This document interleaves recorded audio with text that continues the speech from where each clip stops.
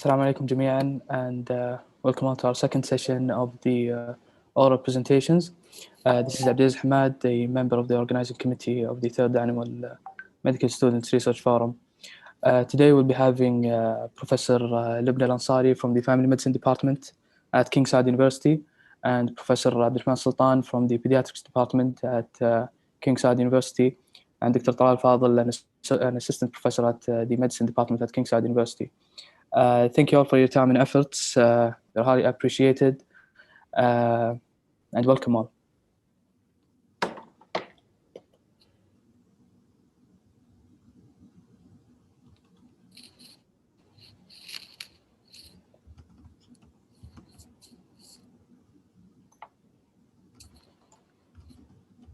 So our first topic with the code L7, titled "The Incidence and Risk Factors of Peripherally Inserted Central Catheter-Related Venous Thrombosis," presented by our colleague Dr. Dalal Husseini. So whenever you're ready, Dalal, please share your screen.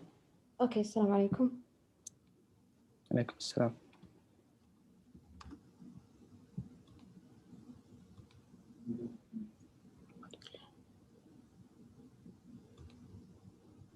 Assalamu alaikum. This is Dalal Husseini, intern at King Saud University Medical City. I'm going to present today our research entitled "Incidence and Risk Factors of Peripherally Inserted Central Catheter-Related Venous Thromboembolism." So, peripherally inserted central catheter are one of the most commonly used nowadays in the medical practice as a temporary long-term central vascular access, especially in patients receiving chemotherapy, long-term antibiotics, and TBN. It is a cost-effective and a simple bedside methods to facilitate administering multiple drugs.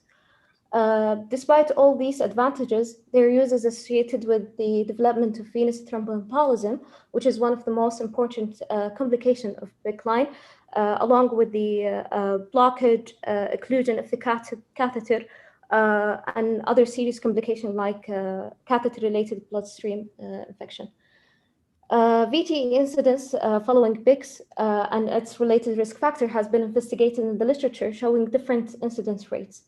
The associated risk factors of PICC-related VTE has been studied in the literature from different aspects: demographics, including age, BMI, and gender, clinical and mechanical risk factor.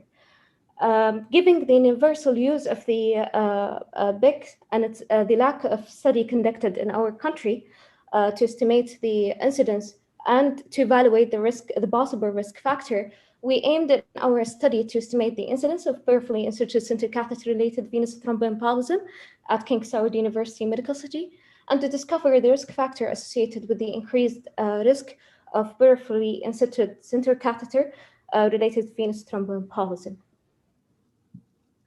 So, methodology. We started the research from September 2018, and we finished it at March 2019.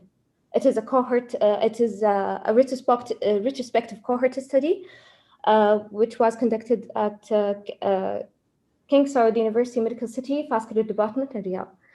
The sampling, the study population was including all patients who had a PICC line inserted from August 2015 until September 2018. The sample size was 583 patients. The diagnosis of VTE was based on the clinical suspicion of the primary team and subsequent confirmation by duplex scan. We annually reviewed the patient file and the hospital electronic record system to determine the incidence of deep vein thrombosis, upper and lower limbs, as well as the incidence of BE events. Subsequently, for the secondary data, we obtained it by reviewing the patient's hospital electronic records. For the analysis, we used the the SBSS version 26. Descriptive analysis were used for frequencies and percentages. Chi-square test of dependence was used as the main mode of analysis for risk factor. Independent variables were analyzed in 3 groups: demographics factors, patient clinical factors, and big mechanical factors. P-value less than 0.05 was considered to be significant. So, for the result, among the whole population, we found that VTE observed in 72 patients for cumulative incidence rate of VTE of 12.3. Among those, 36 patients was having upper limb thrombosis, 33 were having only lower limb thrombosis, and 3 patients were having both upper and lower limb venous thrombosis. PE incidence in our study was 0. For the risk factors, starting with the demography, gender, we found that both male and female were having a similar incidence. And BMI, we found that patients with normal BMI were having the highest incidence. For the age category, those who were older than 64 years were having the highest incidence. Both BMI and age category were statistically significant with the DVT incidence. For the clinical risk factor, we studied 21 risk factors. We found that patients with COPD were having the highest incidence, as well as patients who had a VT prior to PICC line insertion, and patients with hypothyroidism. Risk factor that was statistically significant include renal failure, hematological diseases, and cancer. The anticoagulant use and chemotherapy also were statistically significant, as well as diagnosis of VTE prior to PICC line. The mechanical risk factors, we found that a previous insertion of PICC line were statistically significant and were associated with higher incidence. Also for the big side, the basilic vein were the most common site of placement, with a frequency of 45.7%, followed by the brachial with a frequency of 35.2. We found the higher the size and of the lumen of the BIC itself were statistically having the highest incidence, and also BIC malfunction were having statistically significant, having a relationship with the DVT incidence. For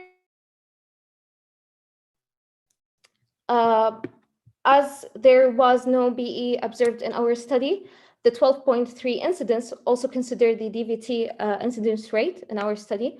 Our findings were consistent with the 2 study was conducted in United States with incidence rate of 15 and 23.3.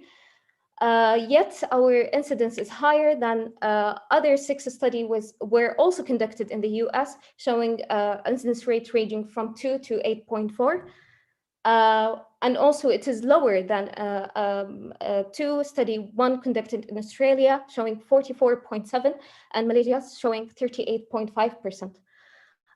There was in the literature, there was other 6 previous study conducted in China reporting VT incidence rate ranging from 5.2 to 51.4%.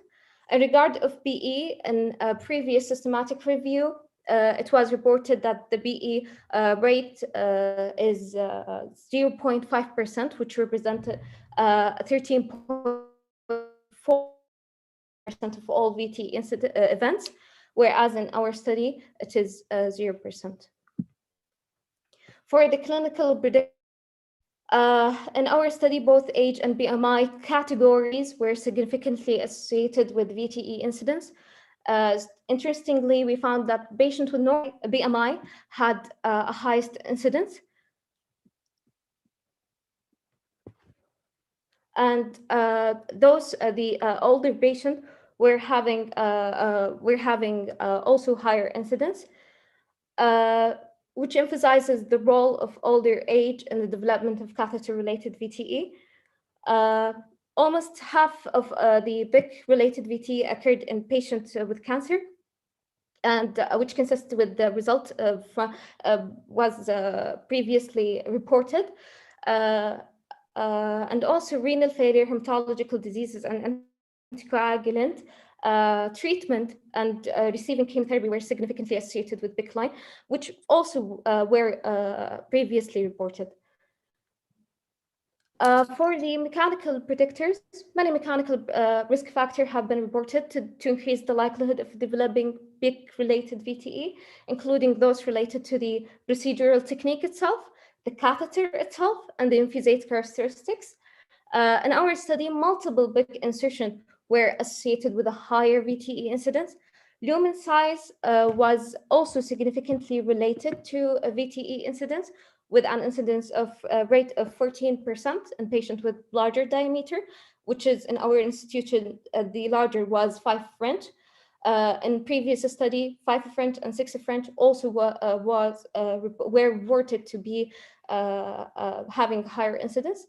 In addition, our VTE incidence rate with different lumen and diameter size were higher than a previously published rate.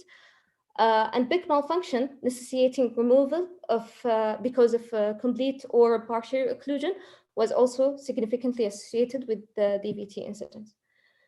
So in conclusion, our findings have a relevant implication in the clinical practice.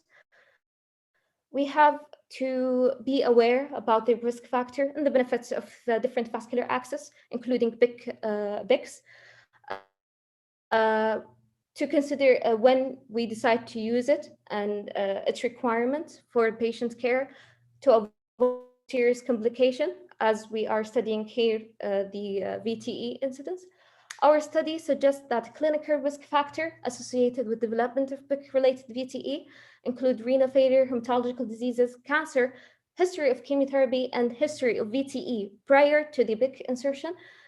The use of anticoagulant did not decrease the risk of DVT incidence. BIC site or site were not associated with DVT incidence. Those who had during their life multiple BIC insertion were associated with a higher incidence BIC-related DVT. So for the limitation, our study is a retrospective cohort study. So this is one of the limitations. There maybe have been some confounder factor like the use of anticoagulant that influenced the result. As medical records review, the accuracy of our data depends on the accuracy of information in those records. The study design also does not allows us to make conclusion about the causation. Although we included every patient who received BIC over a period extended to 3 years, the number of patients is relatively small compared to those in the literature. This prevents us from detecting any BE because our population is small, which may reduces our ability to achieve statistical significance for some potential DVT risk factors. In addition, it is a single center study. It is the first study conducted here in our country. So this is might limit its generalizability. Yet it provides us objective data about an important clinical issue that has been not previously reported in our country. These are the references, and thank you. Thank you, Dalal, for such great presentation. So doctors, if you have any questions.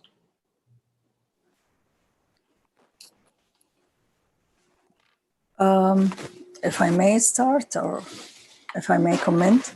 Sure. Yeah, I like this presentation very much. I think it's a really nice study. I enjoyed it a lot. And I've got some questions regarding the anticoagulant. I wasn't sure whether anticoagulant was given as a routine for all patients, or was it you're considering who used anticoagulant before and after, and then it was given after that to everybody who developed VTE. So this is something to clarify. I wonder whether it was possible to inquire about the reason for you using PIC to start with. I mean, has there any preference into selecting some patients who are likely to be better performing than other patients if in relation to VTE and others? And I have a third question, but I'll hear from you first on this. Okay, for the anticoagulant, most of the patients were on anticoagulant even prior the big line insertion. Most of them were in ICU admission, and the routinely any inpatient were on anticoagulant even if it's prophylactically.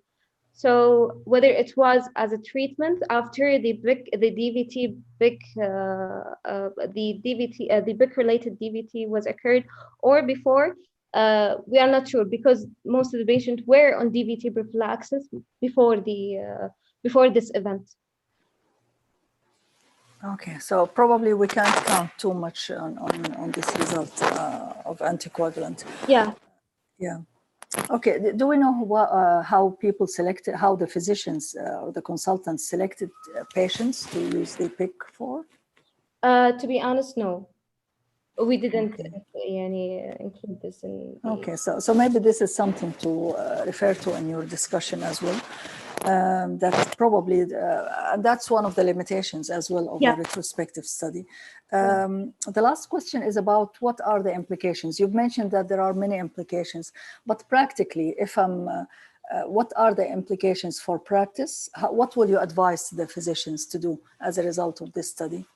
And what kind of research would you consider in the future to further improve, get better results on the accurate, on this real situation? Patients should not underwent what from my humble opinion, that patient should not underwent PIC insertion unless he is it is it's necessary, and the duration of the PIC staying on the patient, we should review whether the patient needs it if after we insert it, and for how long he needs it. Some patients, it might be left without knowing, do we need it still? Or do we have to remove it now because we don't need it?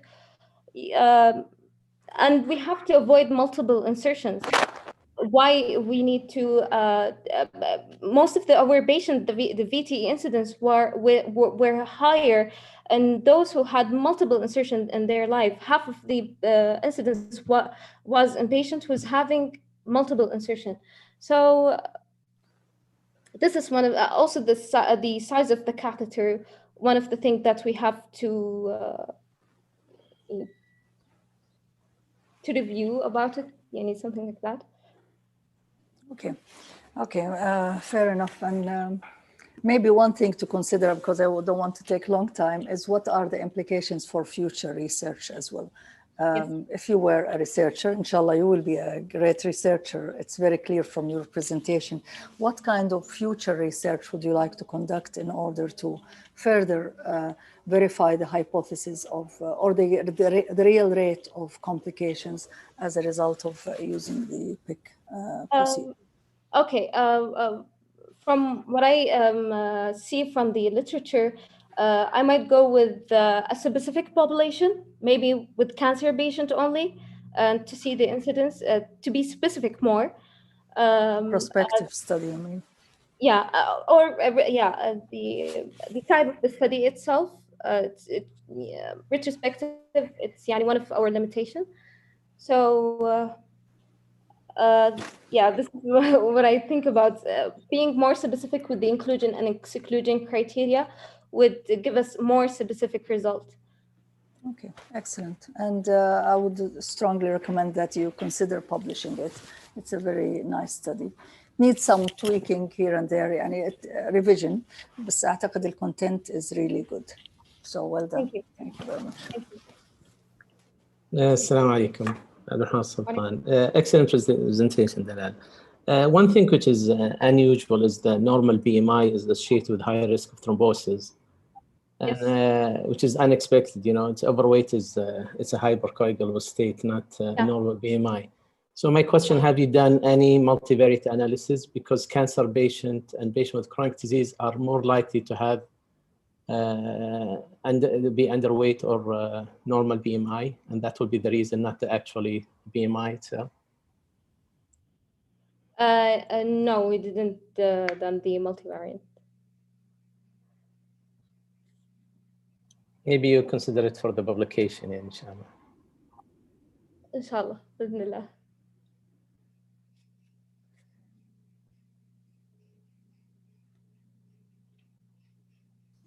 If you allow me, I just have one comment. Thank you for this excellent presentation, Dalal. The only comment that I had was you've listed renal failure as a cause for or an associated risk for venous thrombosis in these patients. Now, the issue with that is renal failure could be defined as acute or chronic. So I would say in the publication, you have to actually mention whether this is acute or chronic. And also because if you're going to say, sorry? It is a chronic renal failure. I'm sorry if I'm not mentioning, being clarified about this. Sure. It's a chronic. Excellent. So if you're going to say it's chronic renal failure, you have to actually dig deeper and mention what type of modality are they receiving for renal replacement therapy. Because there is multiple implications there. Typically, people on hemodialysis, for instance, have an access. And the question is, why would they have a PICC line inserted when they have already a vascular access associated with that? So that's one comment that you might need to kind of tease out. The other thing you want to actually look into is in some patients, they had upper limb and lower limb DVT. Was that actually related or not to the PICC line insertion? Because if they have, as you know, many of these patients have malignancy, which is associated with hypercoagulable state. And if they have lower limb DVT, then it's probably not associated with the PICC line itself. It's probably just associated with their risk from the cancer. But otherwise, I really commend you for this excellent review and a very relevant topic. Thank you.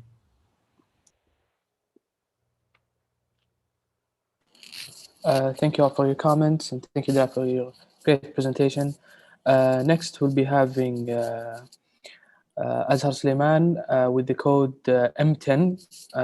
He'll be presenting the abstract titled Direct versus Indirect Orthodontics brackets bonding technique utilizing 3D digitally reproduced dental models.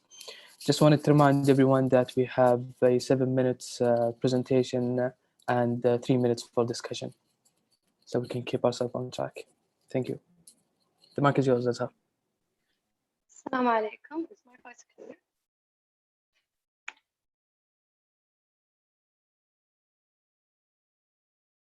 السلام عليكم. واضح الصوت؟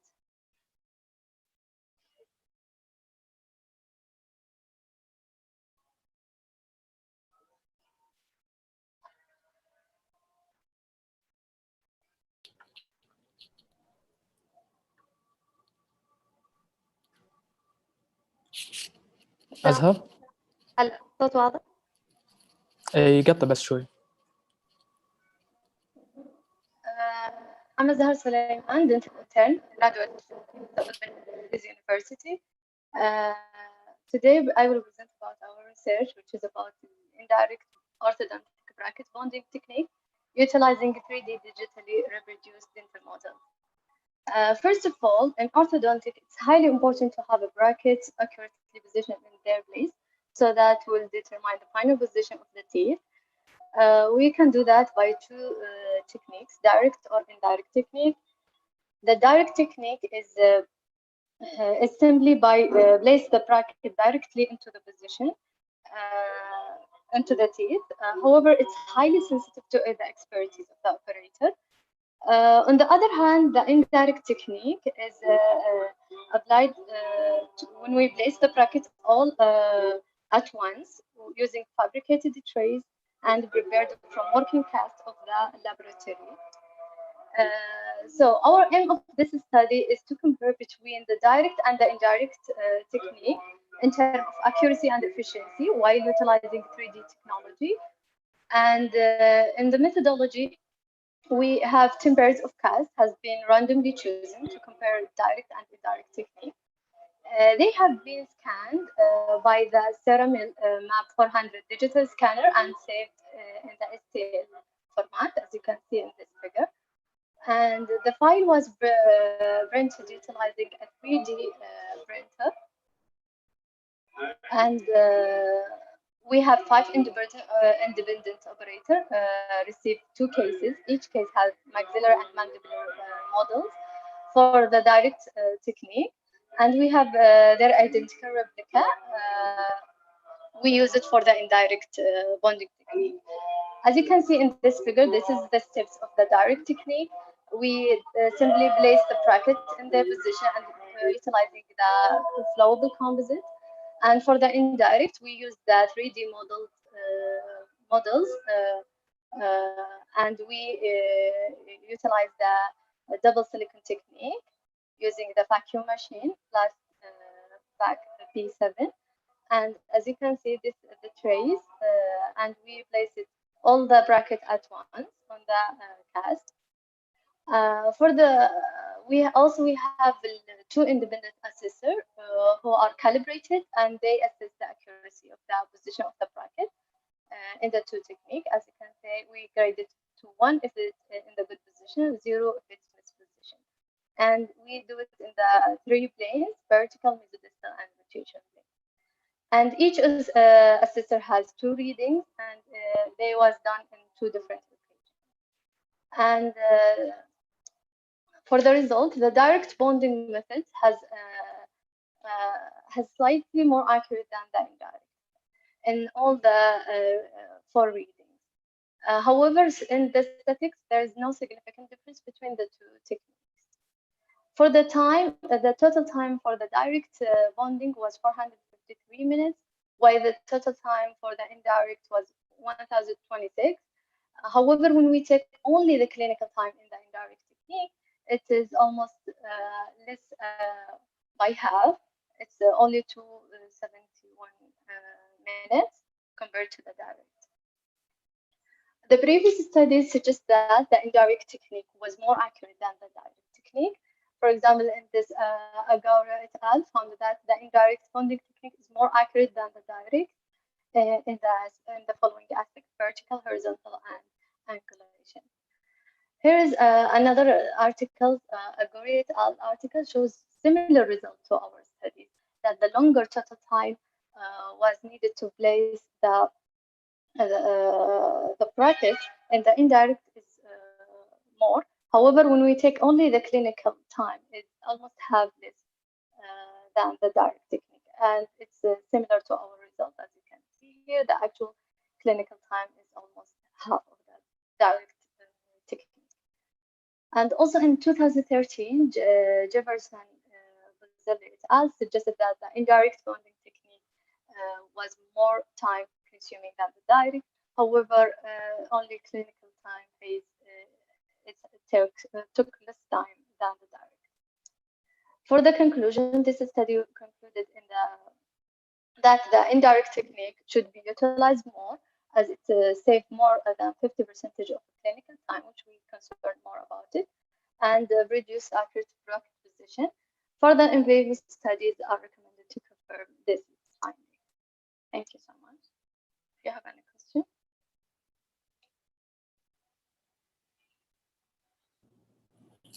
Thank you, Azhar. So doctors, if you have any comments or questions?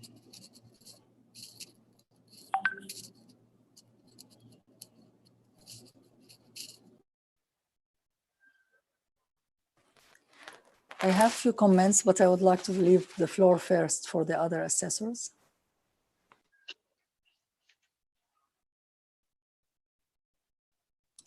Go ahead, Prof. Labna. I'm fine. So, okay. Go ahead. Okay, so Dr. Azhar, this is a very interesting study, and I think none of us has that background in dentistry, so we wouldn't know what is the common thing. I mean, you've mentioned in the discussion that some of the studies were in favor and came to the same results that you have achieved in your study. But what is the current practice? What do physicians, dentists usually do, or orthodontists usually do when they are making the procedures, the direct or the indirect method? That's the first question. They Over to you. Yeah, direct and indirect. However, utilizing technology there is not used in the clinic, but they use the regular indirect technique. So the majority are using the indirect method? Yes. Okay. I missed a little bit of the methodology, but how many, what was the sample size and how did you select the population? The sample size was 10 cases. Okay. 10 pair of cases, and we duplicate them, and each case has maxilla and maxilla. So the total is about 40 cats. الصوت بيقطع شوية ما أدري من عندي ولا من عندك الحقيقة. So it was a case control study in that case, and you are comparing both methods. Do you think that this has been effort to calculate the sample size and decide whether this number is enough? How did you decide on getting 10 pairs, not more or less? According to calculated from. Sorry? We calculated from with the. How did you calculate that? أو يعني بس أعطيني فكرة أنا بالتفاصيل كلها يعني. We do it randomly. Okay, so the selection was random, but I mean, how did you decide that you will randomly select 10 pairs, not 20 pairs, for example? Was it a convenience sample or was it based on scientific methodology? It's a convenience sample. Okay, fair enough. Okay, probably done. I think it's a nice study as well. I would consider it a pilot because I feel that the number of cases is very small, but it might be worth publishing, at least highlighting the practice here, a kind of practice, but it still needs to be replicated, or it's a pilot for a better and larger study that really reflects the current situation in this region, in our region, because I guess it's the first of its kind in the region. No studies conducted in the MENA region, Arab region, or in Saudi Arabia. So maybe that gives it some significance.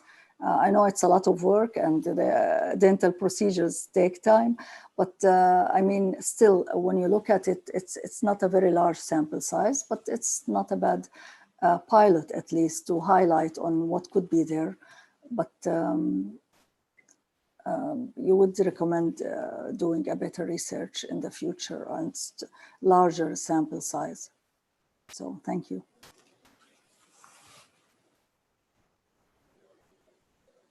Over to others.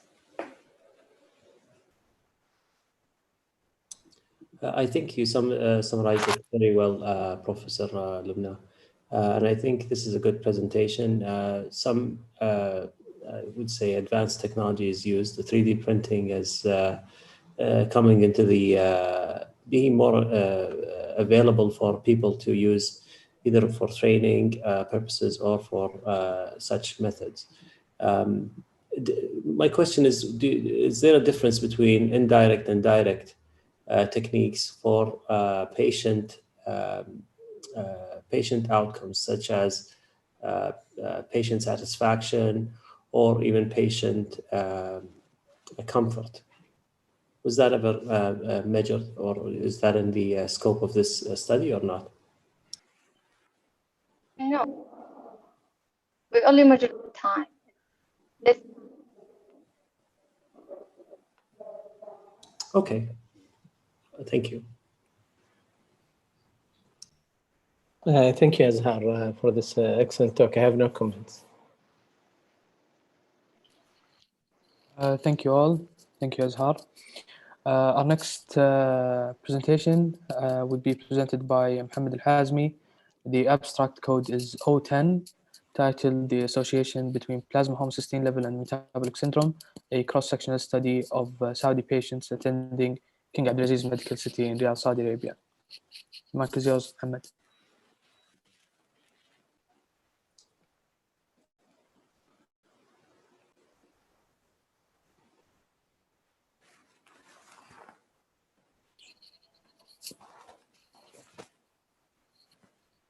محمد معنا؟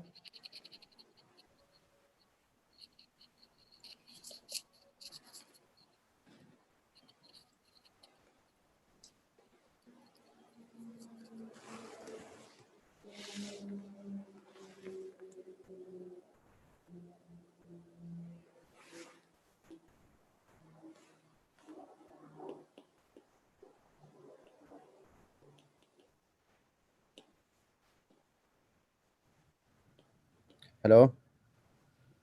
My voice clear? أي واضح. Okay.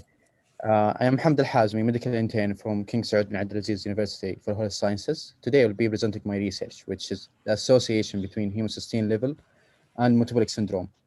Okay, for introduction, homocysteine first is defined as non-protein amino acid, which is a product of methionine degradation. Well, homocysteine has been considered as a risk factor for multiple body systems, mainly central nervous system and cardiovascular system. Also, metabolic syndrome is defined as a condition in which multiple metabolic abnormality coexist together, which they are central obesity, dyslipidemia, hypertension, and diabetes type 2 exist. Well, understanding the individual interplay of metabolic syndrome component will help us as an institution to develop preventive strategies for cardiovascular disease mainly. Also, the literature has been trying to explore the association between homocysteine and metabolic syndrome. However, the result has been controversial. Okay, for our methodology, it was cross-sectional studies done in King Abdulaziz Medical City in Riyadh, Saudi Arabia. We use our electronic database, which was Best Care. We searched for any patient. The inclusion criteria was any patient age 18 and above, and who have completed set of laboratory tests, mainly homocysteine level and other tests within 1 month of doing homocysteine, which they are demographic data, BMI, central obesity, waist circumference, and lipid profile, and fasting blood glucose, and hemoglobin A1C. Our exclusion criteria, anything that was lacking, we excluded from our study. Our total number was 446 patients. Okay, so our result, I will previously go through this result and then go through the tables. Okay, our mean homocysteine level was 10.5, which was elevated. And also our population sample show 40% showed elevated homocysteine level. And also male showed also elevated homocysteine level to compare to non-female due to multiple reasons. Also, diabetic has had elevated homocysteine level compared to non-diabetic, and hypertensive compared to non-hypertensive patient. the prevalence of metabolic syndrome within our study was almost 50%, which will raise a huge concern. The homocysteine level was associated with metabolic syndrome component independent of demographic, anthropometric, and biochemical variable. As you can see here in table 1, this shows our general population and also the number and also their mean level of laboratory test. Okay, the second table will explore the homocysteine status within different subgroup, which they are age, gender, body, BMI, hypertension, diabetes, and lipid profile. Also, table 3 explore the biochemical and anthropometrical marker as continuous parameter with and without metabolic syndrome with the same subgroup. In table 4, association between homocysteine and metabolic syndrome and different, as you can see here, it showed that patient without metabolic syndrome showed almost 10.2 and compared to patient with metabolic syndrome, which was 10.6. Lastly, we did multivariate regression analysis, which shows that there is positive correlation between hypertension, obesity and overweight, and diabetes, and also male gender.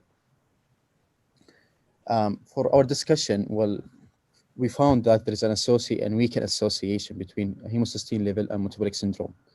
Also, as I said, our mean value was 10.5, which was greater than American population, which was 7.2, and lower than Chinese population, which was almost 12. Also, as I said, there has been variation between male and non-female, mainly because male, they need a lot of creatinine, which need a higher homocysteine level, which will lead to build up of homocysteine compared to non-female. Also, there has positive correlation between hypertension and homocysteine level due to mainly because hypertension will lead to endothelial level injury, which shows an increased level of homocysteine. Also, this study showed that age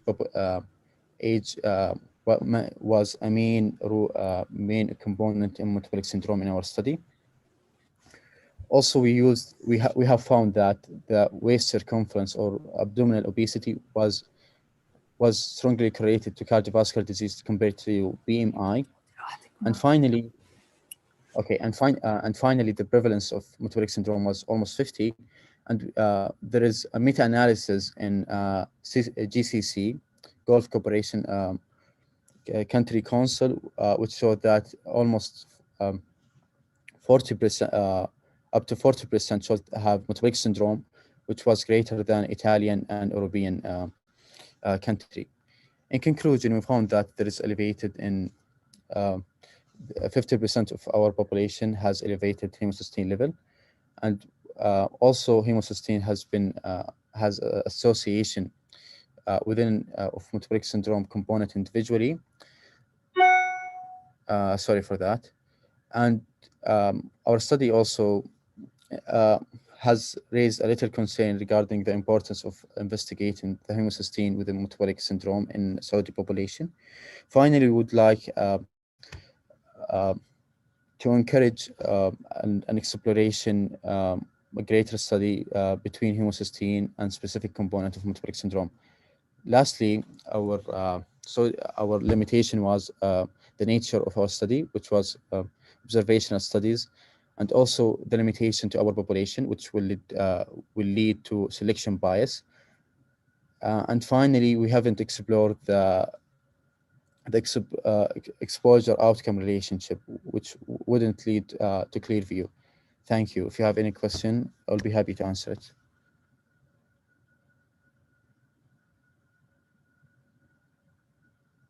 Thank you very much.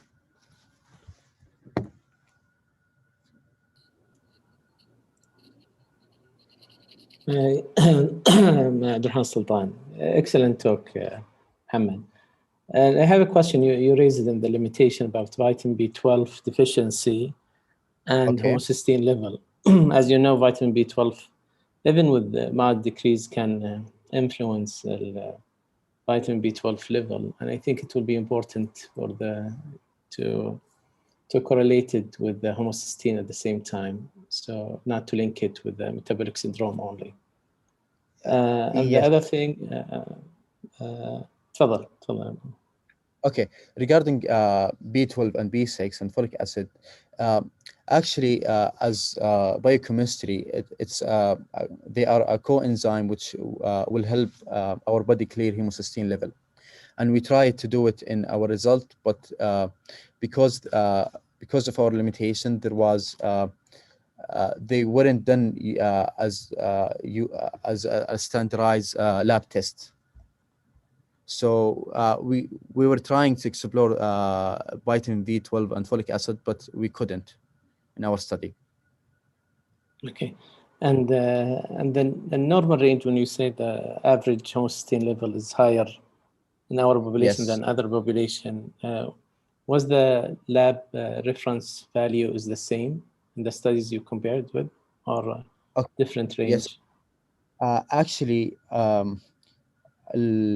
the problem is we use foreign clinical advisor as a fellow, which was each different sub-age group will have different average of homocysteine level. And from age 0 to 30 years, above 8.1 millimole will consider hyperhemocysteinemia, and also between age 30 and 60, above 11.6, above 11.9 will be considered as hyperhemocysteinemia. Okay. طيب الله يعطيك العافية. Excellent. Thank you. Any question? Well, yeah, I would share that this was a nice study as well, nicely presented. And I have 2 points I would like to raise. One is about the selection of patients or selection of study subjects in this study. I'm not sure, how did you decide on whom to include? Okay. Well, we used our best care, which was electronic database. We did first, we screen for the homocysteine level, okay, only homocysteine. And the number was based on convenience, okay? And the number was almost 1,200, okay?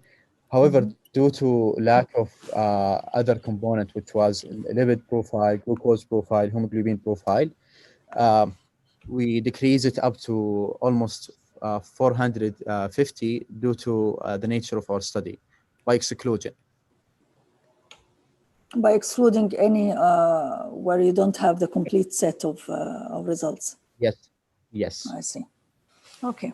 Okay, the other point is that if we assume that these results are 100% accurate and that this really reflects the situation, that in our society, homocysteine level is higher than other societies, what will be the implications for practice? How are these results likely to change future practice or future research? I would like first to add, due to nature of my presentation, there's a lot of results I haven't been able to share it with you, but I would like to add that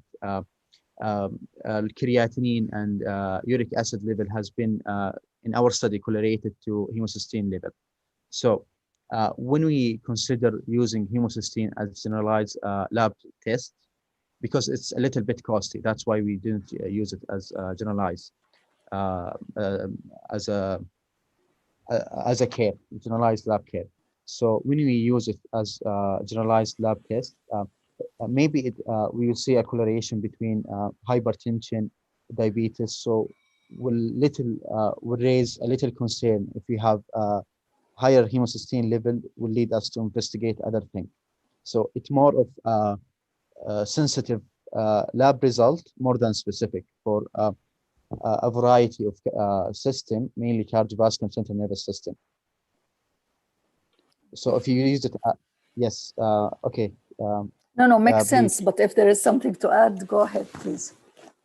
Yes, due to nature, well, because we're a little bit, actually, homocysteine has been little bit explored in literature recently in multiple country, and they have done meta-analysis showing the correlation also between homocysteine and colorectal cancer.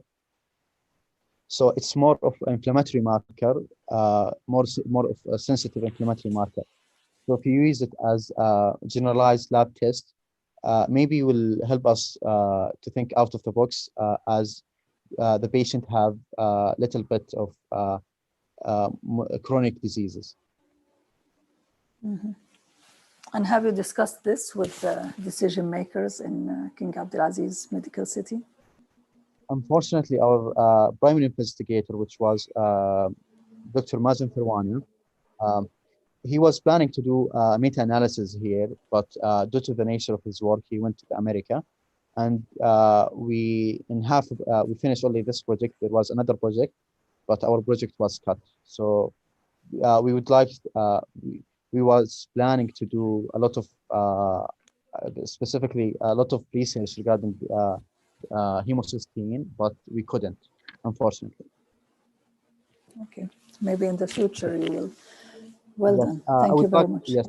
Yes. Thank you. I would like to add that recently our research has been published in Saudi Medical Journal. So maybe other people will think do a more of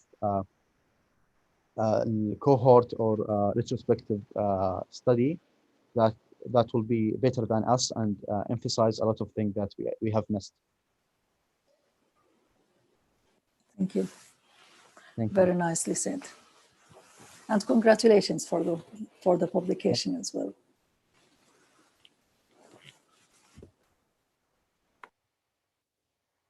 Thank you very much. I am very appreciating for your comment.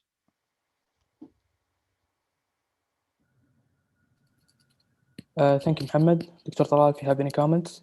I have no comments. Thank you so much. And this was covered very nicely by both professors. Thank you. So our next presentation, presented by Amr Farhat. The abstract code is 02, titled Metabolic Syndrome in Patients Diagnosed with HIV in King Abdulaziz Medical City in Jeddah, a chart review from 2004 to 2018. Yes, assalamu alaikum. Can you just make sure that my voice is heard? Yeah, that's clear. Go ahead. Okay, bismillah. Okay, assalamu alaikum. My name is Amr Farhat. I'm a fourth-year medical student studying in Al Faisal University. And today, inshallah, we'll be talking about metabolic syndrome in patient diagnosed with HIV in King Abdulaziz Medical City, Jeddah, a chart review from 2000 till 2018. Now, HIV epidemic is viewed as one of the most critical public health issues facing the world. In Saudi Arabia, the Ministry of Health had recorded that between 1984 and 2015, there were approximately 22,000 patients who were infected with HIV.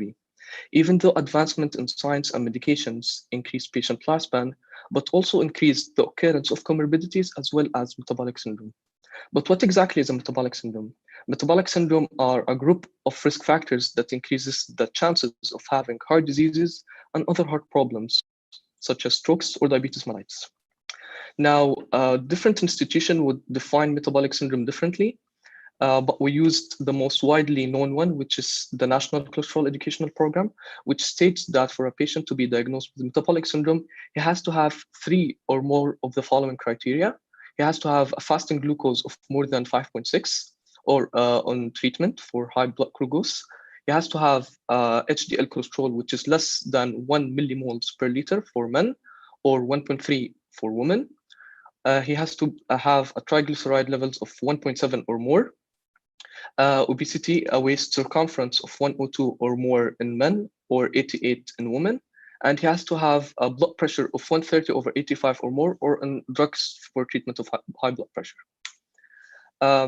HIV-infected patients are likely to acquire chronic conditions that are not just related to the age, but is also related to the HIV nature and the medications that they're taking. Previous studies have compared HIV positive with HIV negative patients, and they have found out that HIV positive patients are considerably susceptible to encounter higher incidence of chronic conditions such as diabetes, hypertension, MI, or renal failure. Unfortunately, data are lacking in Saudi Arabia and in several other regions throughout the world. Therefore, this study is conducted to assess metabolic syndrome prevalence among HIV patients in King Abdulaziz Medical City, Jeddah. This is a retrospective chart review in which the medical records number were sent and identified by the Infection Prevention and Control Department. Duplicated files along with files with no follow-up were removed, including only the patients who were 18 years and older with an average age of approximately 50 years old. Regarding our checklist, we looked for demographic information, we looked for HIV progress, we looked for HIV medications, and we looked for comorbidities associated with HIV. Data was analyzed using IBM SPS version 22, and a multivariate logistic regression was also applied to assess the magnitude of risk factors associated with metabolic syndrome. And a level of significance was determined to be of a p-value less than 0.05. During our study period, we were able to gather 130 medical records.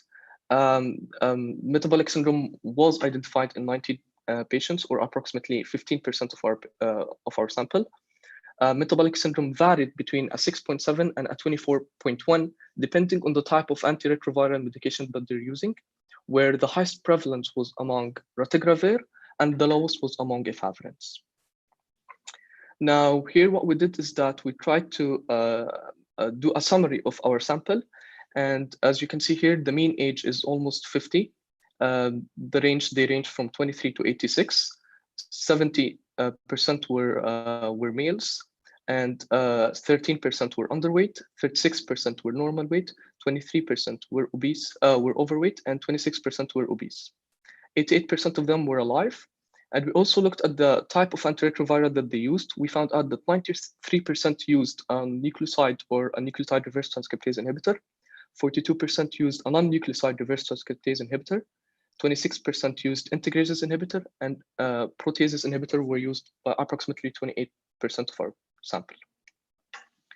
Here, what we did is that we tried to find out the comorbidities, and comorbidities means the presence of one or more diseases that co-occur with the primary disease. And in our case, it's HIV. And as you can see here, we have multiple comorbidities, which are chronic, infectious and non-infectious. We have diabetes, we have dyslipidemia, hypertension, lymphoma, we have hepatitis B, hepatitis C, we have Kaposi sarcoma, and so on. But I would like to note that in lymphoma, we had several types. We had 7 who developed or reported with Burkitt's lymphoma, 5 had diffuse large B-cell lymphomas, and 1 had Hodgkin lymphoma. Here, what we did is that we tried to categorize our patients into different age group. So we divided them into those who are less than 40, which are represented by this dark green, those between 40 and 49 years old, those who are between 50 and 59 years old, and those who are 60 or older. And we looked at comorbidities, the most commonly reported ones, and we wanted to find out which of these comorbidities affect which age group in particular. So as you can see here, we have chronic kidney disease, we have hypertension, cardiac diseases, and dyslipidemia, which affected the elderly population who are 60 and older in all these categories more than other categories. But when you look at dyslipidemia or psychiatric problems, we can find out that it affected those.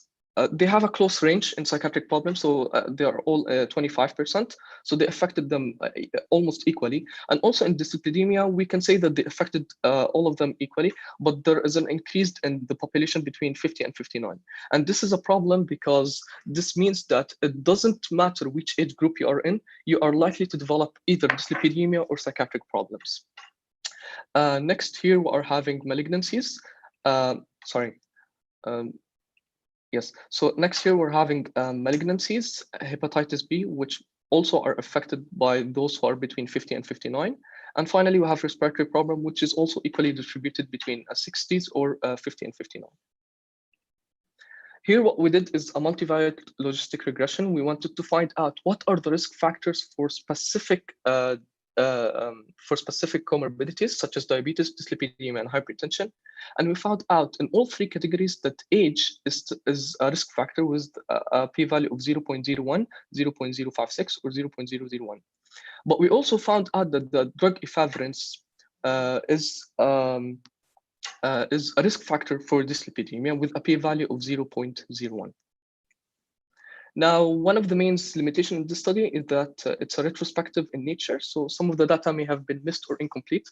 But to compensate, what we did is that we looked for electronic medical records and medical files before the introduction of electronic medical records. In conclusion, this study highlights the substantial increased burden of metabolic syndrome among HIV patients. As we have said, that these patients are present with some chronic conditions similar to that of general population, such as diabetes, hypertension, and dyslipidemia. But the problem here is that these patients, they present with multiple comorbidities. So they come up complaining of many diseases. Recommendation is that we have to have an early detection of HIV through screening programs, proper counseling to HIV, not just in terms of prevention, but also in terms of lifestyle modifications. And awareness of physicians in different specialties is important because these patients will having multiple comorbidities, as I have said. Future research, if it's done in a multi-center, of course, it will be better because this will increase the sample size and thus will increase the power of the study.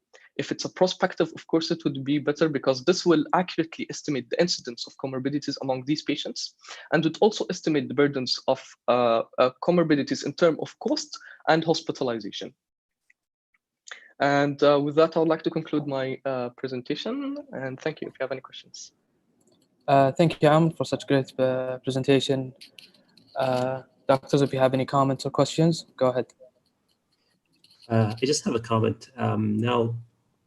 As you summarized very well in this presentation, that these risk factors for the metabolic syndrome, including diabetes, dyslipidemia, chronic kidney disease, and hypertension, they're more prevalent on the older age. The question is, how different is this from this study compared to the general population? Because that's the question that you probably have to ask in this study. Is HIV is a risk factor for developing these metabolic syndrome? That's one. The other thing that I had is the conclusion, where you mentioned that early detection of HIV is important. Now, that goes beyond the implications of the study, and that's because you want to limit the transmission of this potentially devastating disease.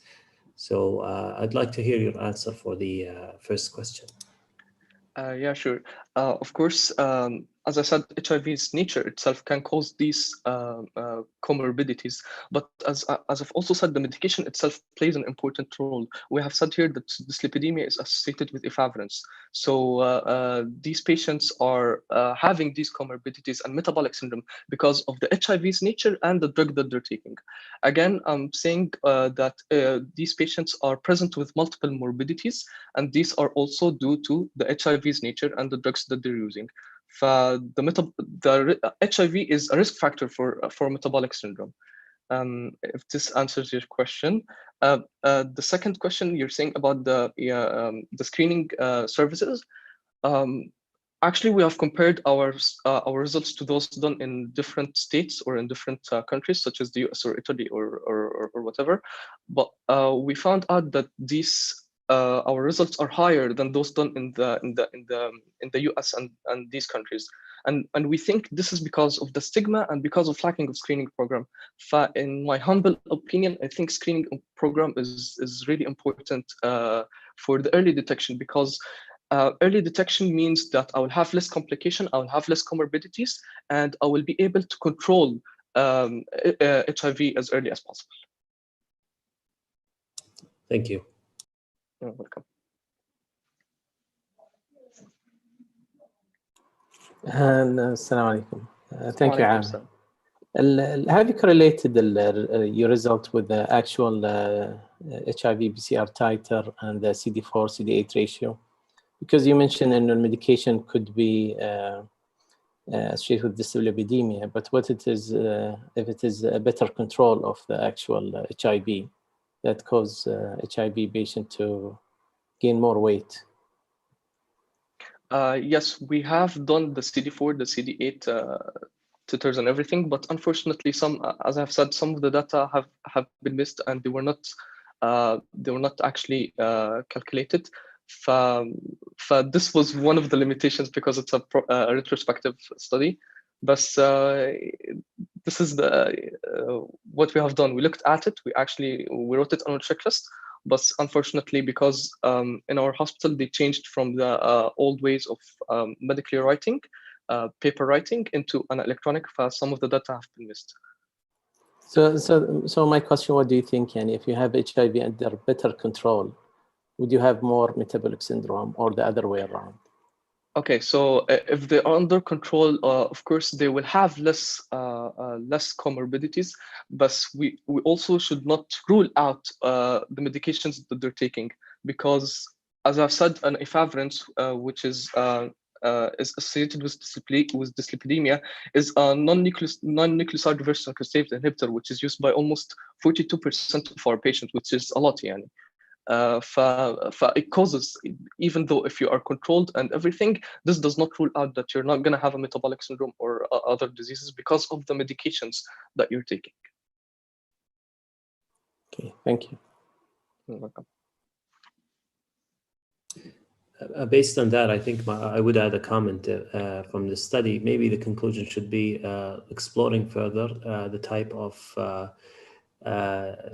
antiretroviral treatment and the risk for dyslipidemia, especially in patients who have hyperlipidemia, because maybe that's the conclusion that might come here, is that you may really want to consider which treatment you're using for the HIV patient based on their comorbidities.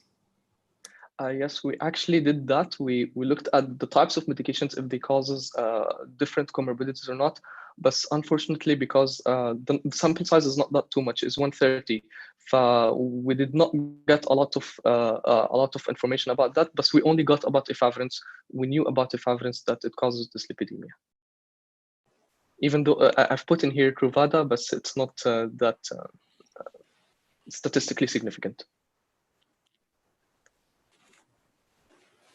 But thank you for your comment. Okay, so just maybe one question. It seems that it was, you had a small sample size because it was retrospective and you collected the cases over certain years, I guess. Yeah, how did you select them?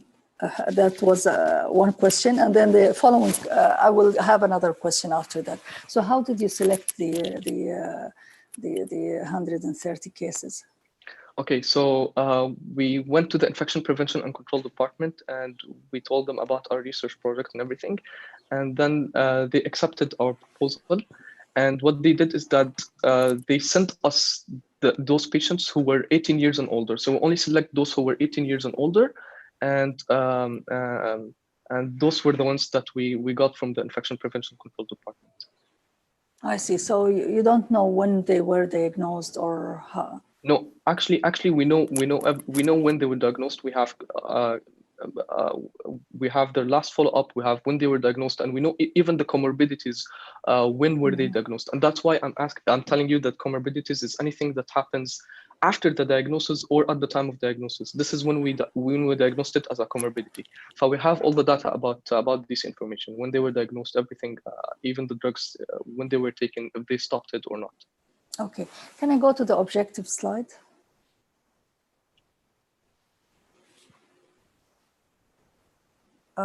Where is the objective? Sorry. Data are lacking in Saudi Arabia. This study is conducted to assess the metabolic syndrome prevalence. Okay. Okay. If you had all the resources that you need, how would you conduct this? How would you fulfill this objective differently in the future?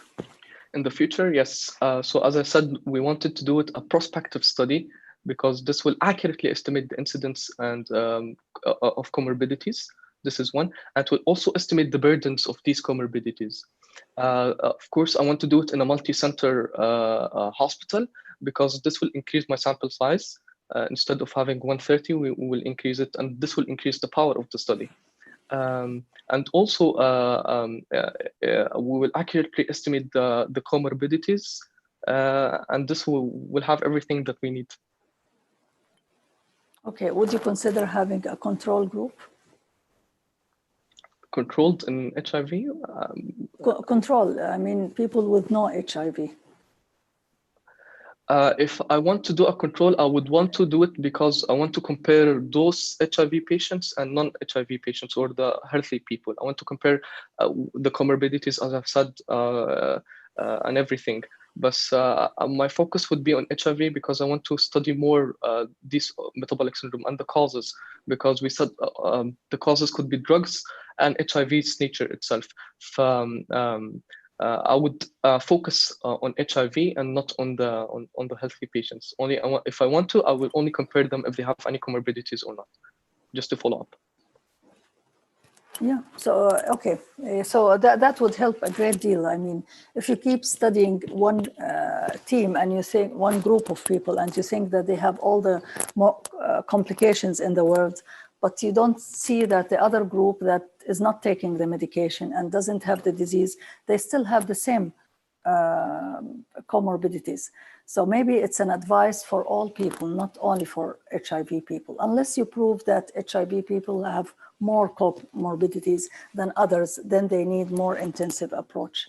But having a control group is very important. And that message, in fact, goes for all other research presented so far. But I mean, this point has been highlighted by Dr. Talal a minute ago, and I wanted to make sure that it was really well perceived by you and maybe by others. It's important not to focus on one group and forget about what's happening else in the world and in the community. Yes, we actually we did compare them, and that's why when I was presenting, I told you that they have similar to the general population. They have similar comorbidities with the similar population, but they come complaining of multiple comorbidities. So we actually have compared them, and we actually did a research study before that, which is called comorbidities. We only focused upon comorbidities among HIV, and alhamdulillah, we published and everything. We did, in this study, we did compare it with the normal population. Okay, I wasn't aware that you have compared with normal population. And the other study, you mean? Okay, well done. Yes, yes. Yeah. Okay. Thank you very much. And even I told you, I wrote it here that they have increasing comorbidities. Yeah, but we need a reference for that, and we need. Yeah, sure. Yeah, it's just not mentioning it. Anyway, thank you very much. Yes, yes. Thank you so much. Thank you, Am, for your presentation, and thank you all for your comments and questions. So we're almost halfway through the presentations. If you want to take a 10-15 minutes break, it's up to you. Would you like that, doctors?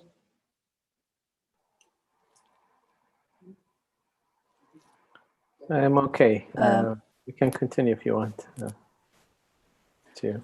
Professor Libna? I would prefer 5 minutes. Just 5 minutes, really 5 minutes, not more than this. Okay, sure. So we'll take a 5 minutes break, and we'll be back at 12:35. Exactly. Thank you very much. Thank you.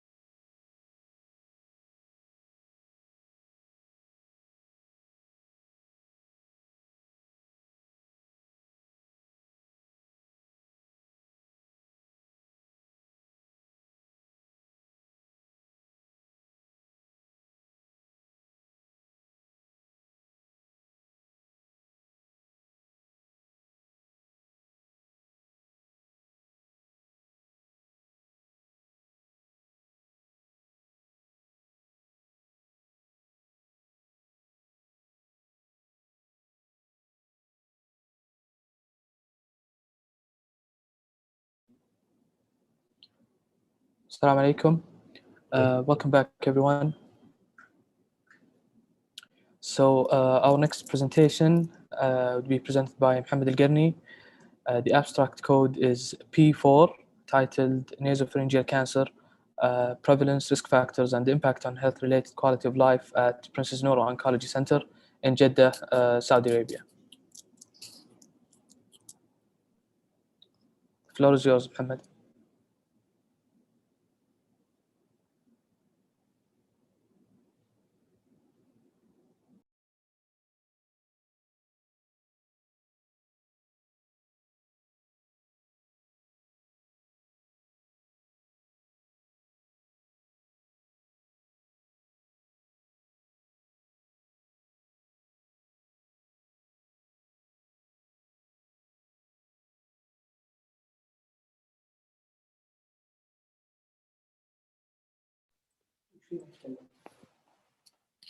معنا محمد.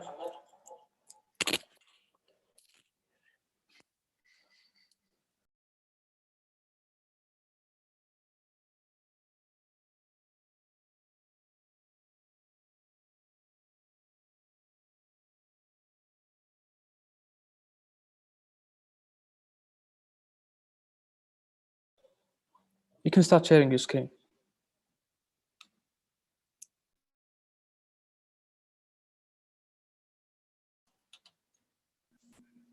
السلام عليكم. My voice is clear. اي واضح. بروف لبنى، بروف عبد الرحمن ودكتور طلال معنا. اي موجود. اي معكم.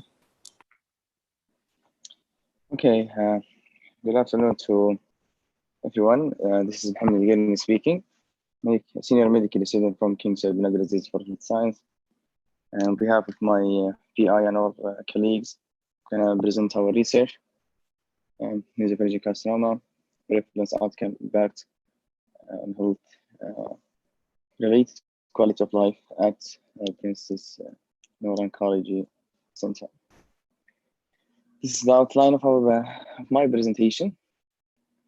For introduction, head and neck malignancy are among the most common cancer, and the number of new cases diagnosed yearly, it is estimated to be more than 500,000, and mortality around 400,000. And nasopharyngeal carcinoma is the most common type of malignancy arising in the nasopharynx. And the incidence in our country, it is around 6% for all malignancy.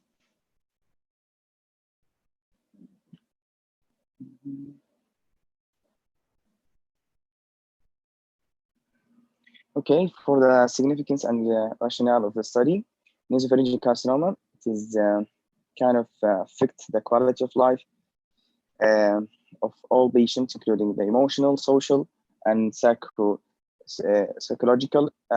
aspect. And it is kind of affect the swallowing, hearing, and may cause hearing loss and speech difficulties. So it is important to assess these kind of things in our patients. Aim and objective of our study is to define the morbidity, functional status, and to assess the quality of life in these patients. Our study reviewed the nasopharyngeal carcinoma patients treated at Princess Noor Oncology Center over the past 15 years to provide good information and adding to the literature. Our methodology, we included around 141 patients from the 2002 to 2017. We could reach only 107 patients. Our study is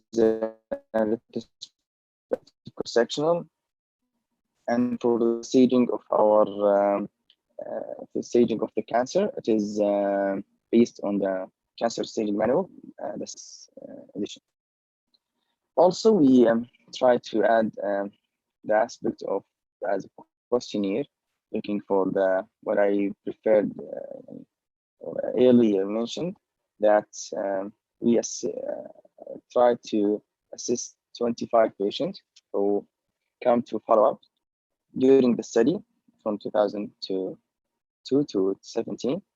And in two conditions, you must be free of disease, and we're asked to complete the aortic questionnaire. It is a validated questionnaire to assess the quality of life related to the stage and the treatment. And I didn't mention earlier that the criteria of our study is to look all patients consecutive data collecting for that period, and we exclude any other malignancy. Our results, as I mentioned, the sample size is 107. It's a range the years from 12 from 11 to 106, and the PMI it's around 13 to 50. 30, the PMI from 13 to 51, and the mean follow-up was 84 months. And among population, there was around 70 patients were male, and the mortality were around 20. And for patients who completed type of modality treatment, around 96 patients who had radiation with or without chemotherapy, and only 20% who had any type of surgery. This is the patient stages. More than half of our patients are stage 4, and as you can see, stage 3 and it is around 30, and 2 around 16, and 1.9 on stage 1. This is the clinical presentation of our population. We can see the neck mass, which is the most common clinical presentation. And for TNM classification, we can see here the pathology, either squamous or undifferentiated. It's the kind of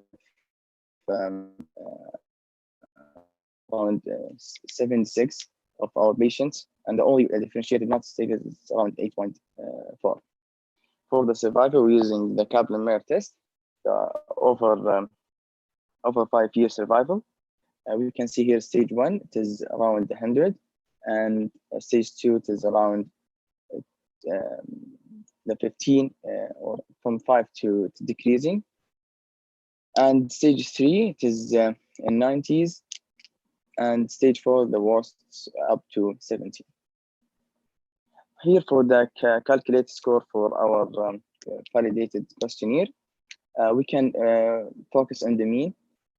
We can see here the social contact was the higher mean, it is 7.3.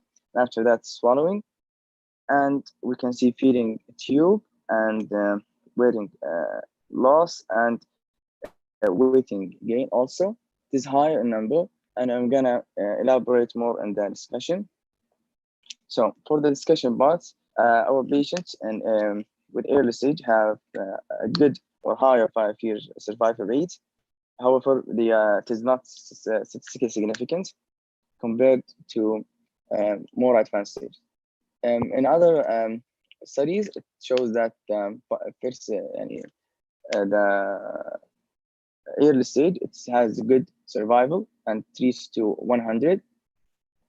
And since we're looking for the risk factor, we have that the rate of the incidence rate of being male, it's the ratio 3 to 1. And however, it's not any statistically significant. And also we have this kind of data and other research that has been done in Kuwait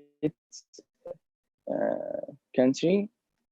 Also, for the questionnaire, around 70 of our patient, the 25 that I mentioned, they have difficulty staying in touch with relatives, the social contact, and around 60 have problem with eating meal with others. Also, kind of elaborate about the social contact, being with others, and also in speech difficulties. And we think that's the reason behind this. It is the cancer itself affects the younger population, so they may lead to avoid other people. So that's also has been done in Turkey study, and so in another way they look for and show that swallowing and mouth and teeth problems were higher in their population. However, it was also statistically insignificant. To conclude, we were able to identify 107 patients who had adequate information.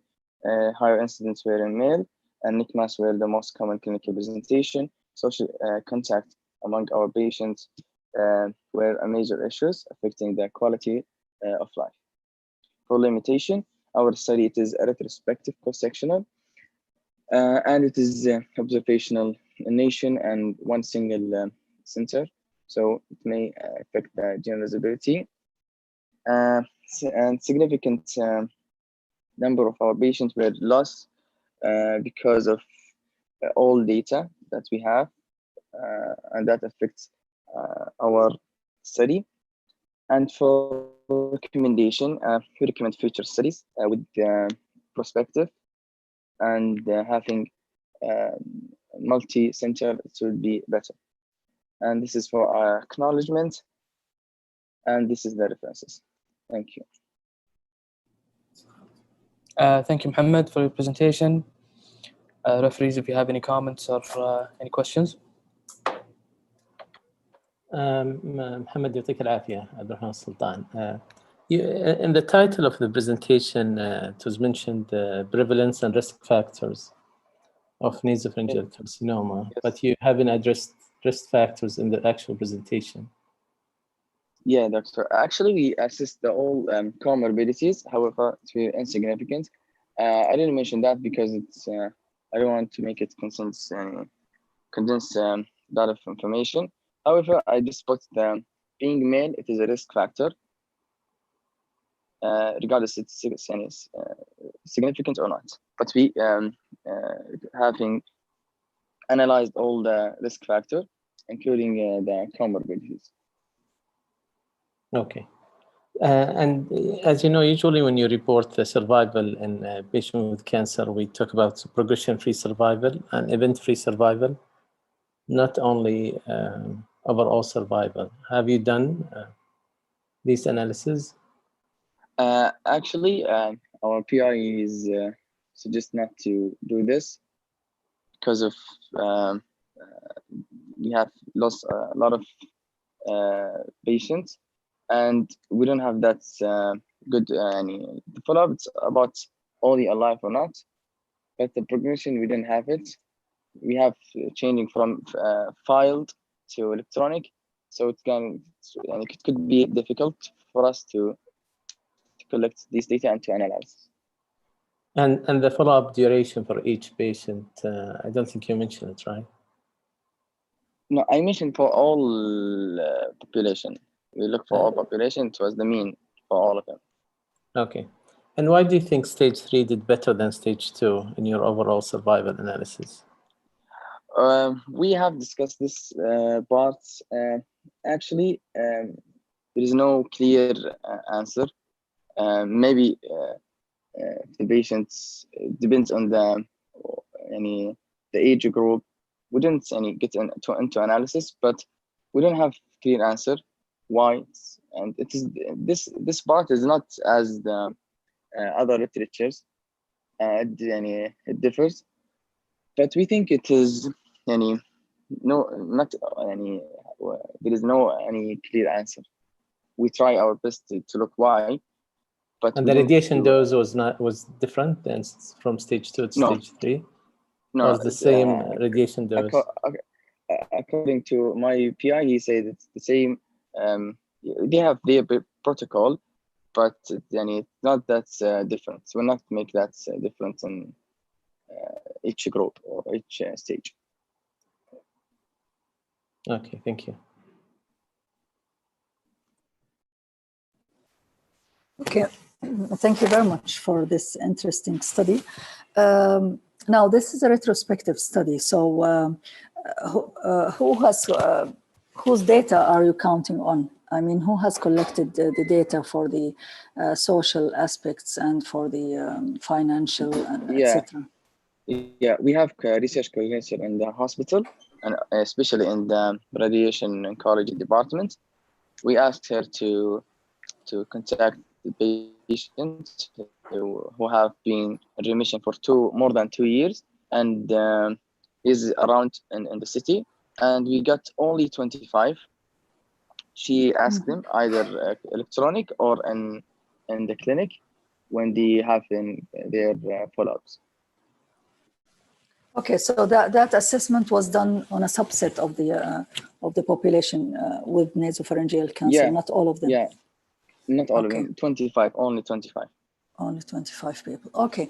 Now, do you have data on the staging of cancer at the time of diagnosis? Yeah, we have it. Actually, and the age of diagnosis as well. Yes, we have been using at the age of diagnosis. Have you? I don't think this was presented, or maybe I missed it. No, I presented. And, maybe we can go to that slide again.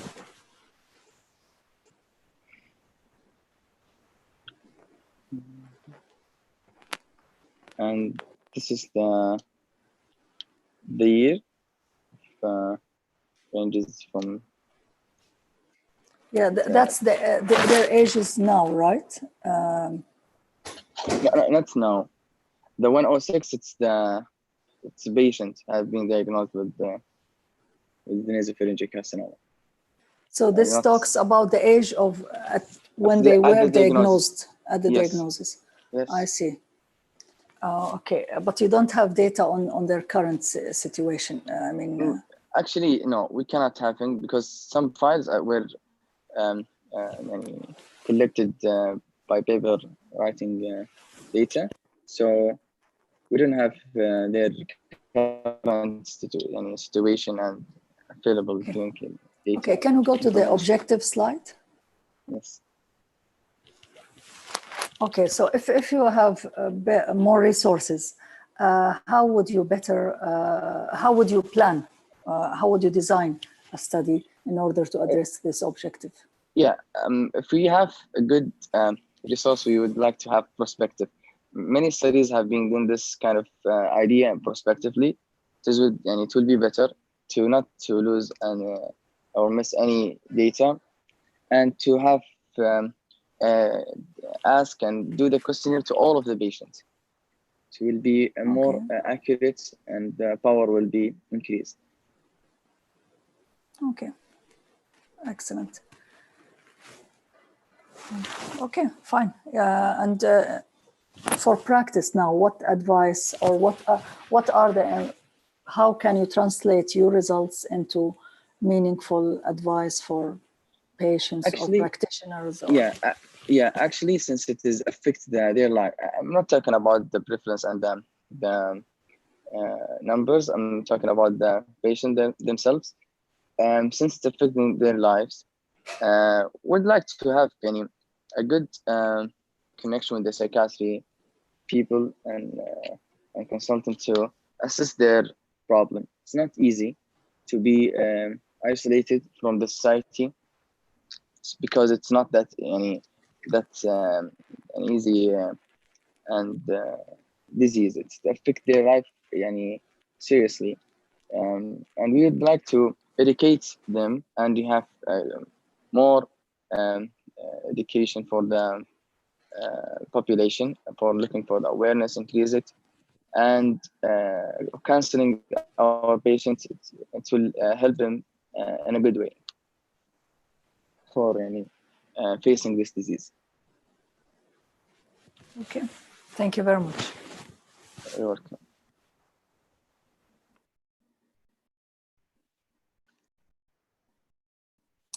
Thank you. I have nothing, no further comments. Dr. Talal, if you have any comments? No, thank you. I have no comments. Okay. Okay, Thank you, thank Mohammed. Yeah, you're welcome. Our next presentation it would be presented by Ziad Bukhari with the abstract code P7, titled Incidental Pulmonary Embolism Detected in CT in Oncology Patients.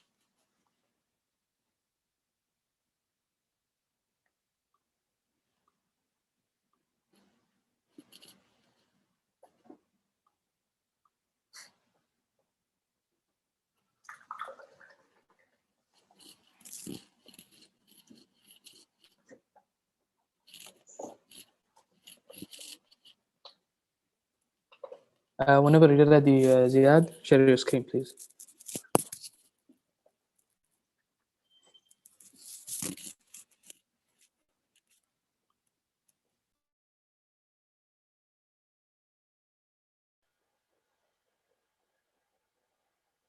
السلام عليكم. باين السلايد. أي واضحة، تفضل. السلام عليكم. Good afternoon. My name is Ziad Bukhari. I'm a sixth-year medical student from King Saud bin Abdulaziz University from Jeddah. I'm presenting this topic on behalf of my colleagues and the principal investigator, Dr. Mohammed Al-Thibati. So our topic is the incidental pulmonary embolism detected on CT in oncology patients. So to begin with, oncology patients are predisposed to incidental asymptomatic pulmonary embolism, which has a substantial morbidity and mortality. And in comparing pulmonary embolism in general to the oncology patients, we'll see that pulmonary embolism in oncology patients will have a worse outcome and a 2.2-fold increase in mortality. So, for that reason, as the cancer patient frequently undergo contrast-enhanced computed tomography, which is the CT scan, for diagnostic purposes, or for staging their primary diseases, or for the treatment response evaluation, there is a higher chance of detecting unsuspected pulmonary embolism. So the aim of this study was to estimate the rate and characteristics of incidental pulmonary embolism among cancer patients at Prince Noura Oncology Center at King Abdulaziz Medical City in Jeddah. For the methodology, it was a single-center retrospective cross-sectional study. Our inclusion criteria consist of all patients older than 18 years old who had a chest CT for reason other than pulmonary embolism in 2015. For the exclusion, we excluded all females who had an oral contraceptive, all patients who had a prior history of pulmonary embolism or deep venous thrombosis, DVT, and also any patient with a 6-month history of intensive care unit admission, surgery, or any trauma, especially if the lower limb fracture. So, a positive case of incidental pulmonary embolism was considered if it was confirmed by CT pulmonary angiogram study after 24 hours, or within 24 hours of the CT, or if there was an agreement of positive pulmonary embolism by the two expert radiologists. For the result, we included 1,000 patients of oncology patients. 588 were females, 412 were males. The mean age of the patient was 52, plus or minus 19 years. Out of the 1,000 patients, out of the 1,000 oncology patients, we found 37 patients that suffer from incidental asymptomatic pulmonary embolism with a rate of 3.7%. The incidental pulmonary embolism were more common in females, identified in 24 patients. They had a higher rate than the male patients. The rate of incidental pulmonary embolism in females was 4.2, and the rate on the male patient was 3.2%. I'll complete the result here. In table 1, as we can see, we divided the patients, the 37 patients who suffered from the incidental pulmonary embolism, based on the types of cancer. We can see breast cancer was the most commonly seen, which has 7 patients out of the 37. So After that, 11.8% was the highest rate in lung cancer, but not the highest number. The highest number was with breast cancer.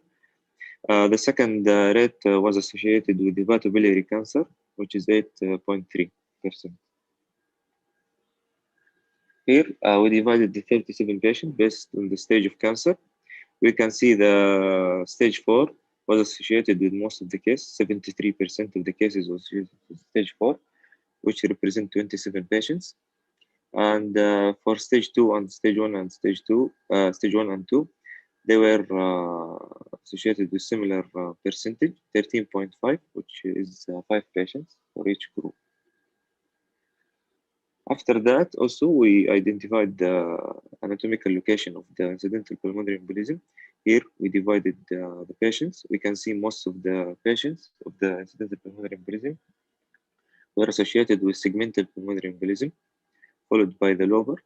After that, the subsegmental, and finally, only 2 patients suffer from major, which is the saddle pulmonary embolism. So for the discussion, we can assume that the true incidence and prevalence and mortality rates of incidental pulmonary embolism in oncology patients is underestimated due to its silent nature. There are 2 studies that have described the rate of asymptomatic pulmonary embolism in oncology patients. The rate were approximately between 3.1% and 4.4%, which was similar to our study with an overall incidence or rate of 3.7%. Also, in our study, we found that the highest rate of type of cancer was the lung cancer, which is associated with the 11.3 rate of incidental pulmonary embolism, which was unlike the international data, which they found that gastrointestinal cancer had the highest rate of incidental pulmonary embolism. For the limitation, this study does have some limitation. It is a retrospective cross-section study in a single center, so it might affect the generalizability of the population. Also, we may have underestimated the rate of subsegmental pulmonary embolism due to the non-optimization of the routine CT technique for assessment of pulmonary arteries. To conclude, the rate of pulmonary embolism in oncology patient is higher in female, as we have seen from the data, and in the advanced stage of the disease. And there are certain tumors associated with higher rate of incidental pulmonary embolism, which may be related to the tumor itself, the characteristic. Since the mortality and morbidity are exceptionally high in cancer patients with incidental pulmonary embolism, so our recommendation is that staging chest CT examination should include a meticulous search for incidental pulmonary embolism. And that was my time. Thank you. Thank you, Ziad, for your great presentation, highlighting an important cause of mortality in patients. Referees, if you have any comments or questions, go ahead.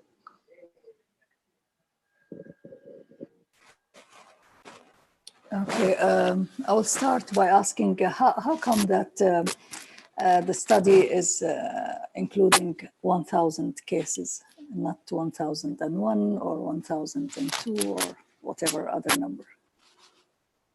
You mean how? Yeah, it's a neat number. I mean, usually in real life, you don't have exactly 1,000. Have you selected 1,000 patients out of a larger pool, or have you included all the patients who had CT? We included all the patients in 2015. Okay, and all the number was exactly 1,000 Yes, cases. Yes, it was 1,000 after the exclusion criteria. I see. Okay, and the other thing is, what do you see this study adding to the literature or to the practice? For the practice, we have to emphasize the importance of the pulmonary embolism. So in the future, any chest CT for oncology patients, the one who is reporting or reading the radiology, he has to assess the pulmonary embolism. He has to assess the pulmonary arteries. Maybe also we can have a better imaging techniques, because the thinner the slide is, the better the visualization. And CT scan was done on all patients or on some patients who No, are all of them. suspected to have pulmonary embolism? So how did you select the patients for? All of this CT was done not due to the pulmonary embolism. These were done either for assessment of metastasis, either or for diagnosis, or sometimes for the treatment follow-up. So they were not for the incidental pulmonary embolism. Okay, and how many of them correlated? So none of them had symptoms suggestive pulmonary embolism? No. Anyone who had the symptoms of pulmonary embolism, they were excluded. Okay, and that's an important aspect of care. So in the future, if you want to assess the silent pulmonary embolism, would you do what kind of study design would you consider in order to really capture all silent pulmonary embolisms? I think we have to do it as a prospective study to have a better visualization for any generalizability. And also we can, as I said, from the limitation, we have may underdiagnose the subsegmental. Usually the subsegmental is not easily detected by the routine chest CT. It is better visualized with the slide more less than 1 millimeter. Our study was using 2.5 millimeter, the thickness of the slide. So in the future, we can do it as a perspective and have a better CT imaging. Okay, would you consider screening all patients, for example? No, I don't think. For no procedure or? No, I don't think it will be costly. We may consider it for high-risk patients, as we have seen, the in advanced disease, also in lung cancer, as I have seen. Okay, fair enough. You might consider the guidelines and what they are recommending for screening. Yes. There might be something different. Anyway, I think it's adding, there is something new in this study and it is worth considering for publication. Well done. Thank you very much. Okay. Excellent work, Ziad. I have a question. Why did you exclude the women who are on oral contraceptive? And how did you know the question retrospectively? It's very challenging to review the files and know who's on and who's not on oral contraceptive. So. First, we exclude them because oral contraceptives have been associated with increased risk. They are a risk factor for pulmonary embolism. Second, we exclude them using the best care because most of the patients on the National Guard are reviewing the National Guard. So from the files, we check their medications. So they were excluded if they have written a prescription of oral contraceptive. You know that majority, a big percentage of women get hormonal therapy to stop their period during cancer therapy. So did you exclude all of these patients? Yes. Okay.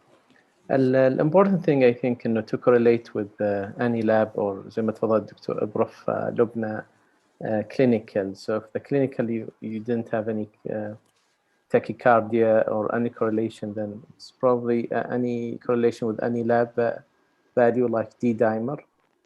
No, we have not. We have not correlate. We can maybe be a future for the future study. Okay. And you mentioned that two radiologists they have to agree on the result of the pulmonary embolism.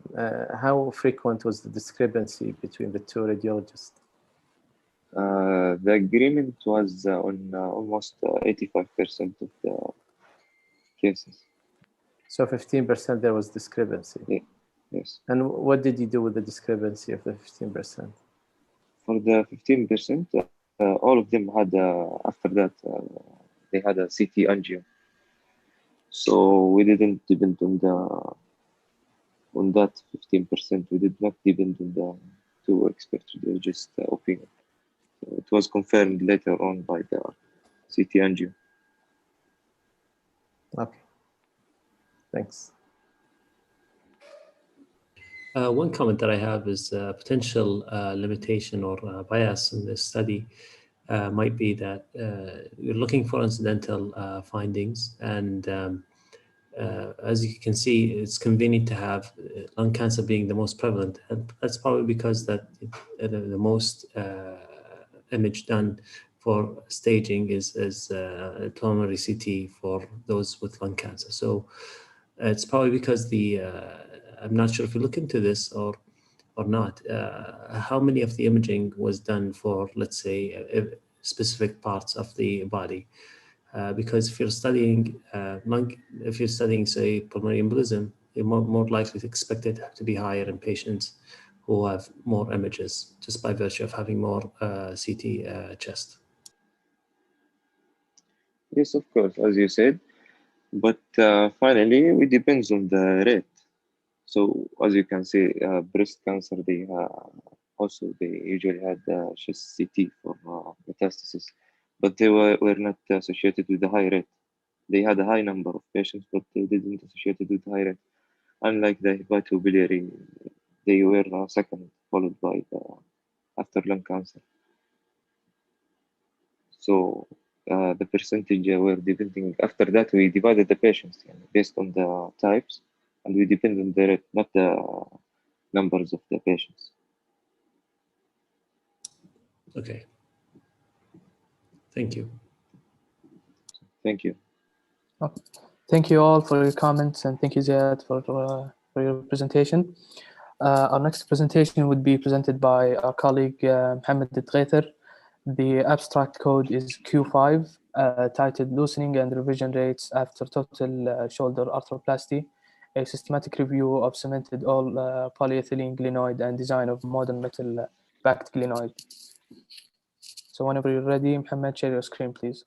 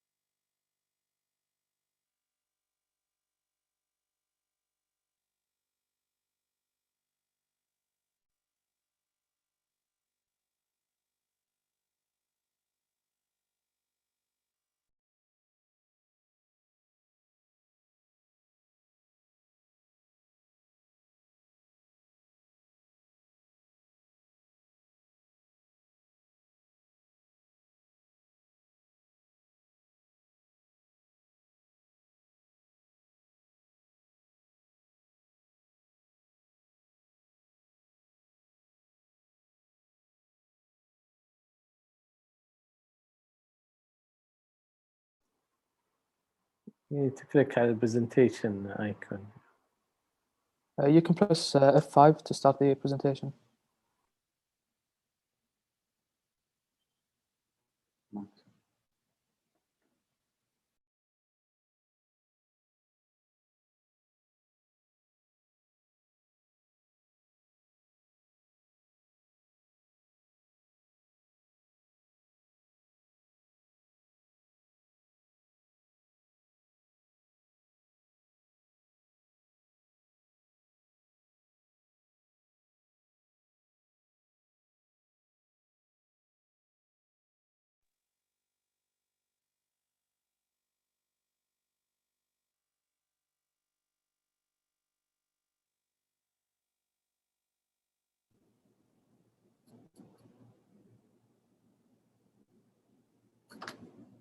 Ahmed?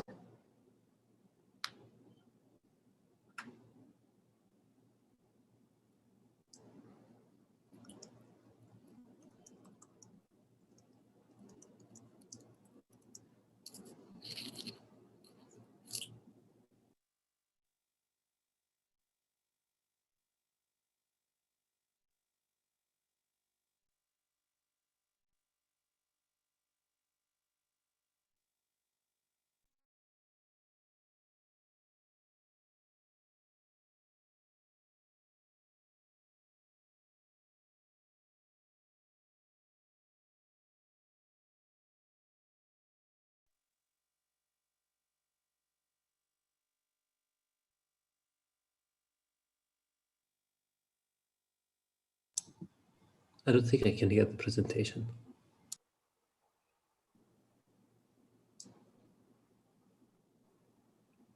Mohammed, you're unmuted, so you can start your presentation.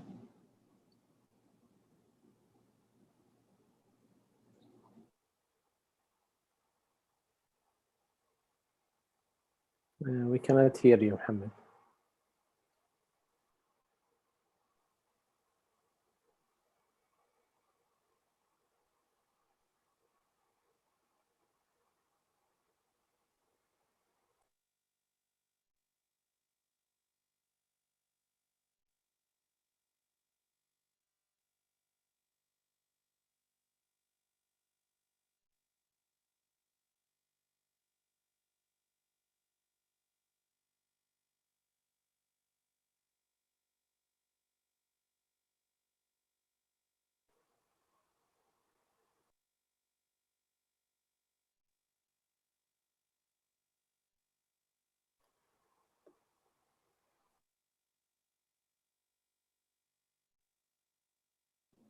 طيب, until we solve this issue with the technical issue with Mohammed, we'll start with the next presentation presented by our colleague Lul Sghayr. The abstract code is S9, titled Ramadan Fasting Among the Advanced Chronic Kidney Disease Patients, Nephrologist Perspective in Saudi Arabia. So share your screen whenever you're ready, Lulu. يعطيك العافية عبد العزيز ويعطيكم العافية جميعا. شاكرين لكم جهودكم. This is Lulu Sghayr. On behalf of my group, I'm presenting a research titled Ramadan Fasting Among Advanced Chronic Kidney Disease Patients from Nephrologist Perspectives. So chronic kidney disease has an incidence of a prevalence of 11 to 13%, and Muslims constitute 23% of the global population. However, there is no guidelines to guide practitioners in advising patients who are willing to fast with or against fasting.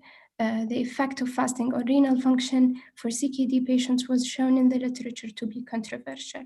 Therefore, different nephrologists have different perspectives. So this is our objective, is to explore these factors in order to better serve our Muslim patients and regarding fasting Ramadan. This was a cross-sectional study done from January 2019 to January 2020.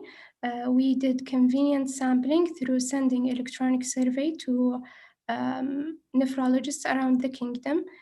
Statistics include frequency and percentages using multiple response dichotomy analysis and thematic analysis.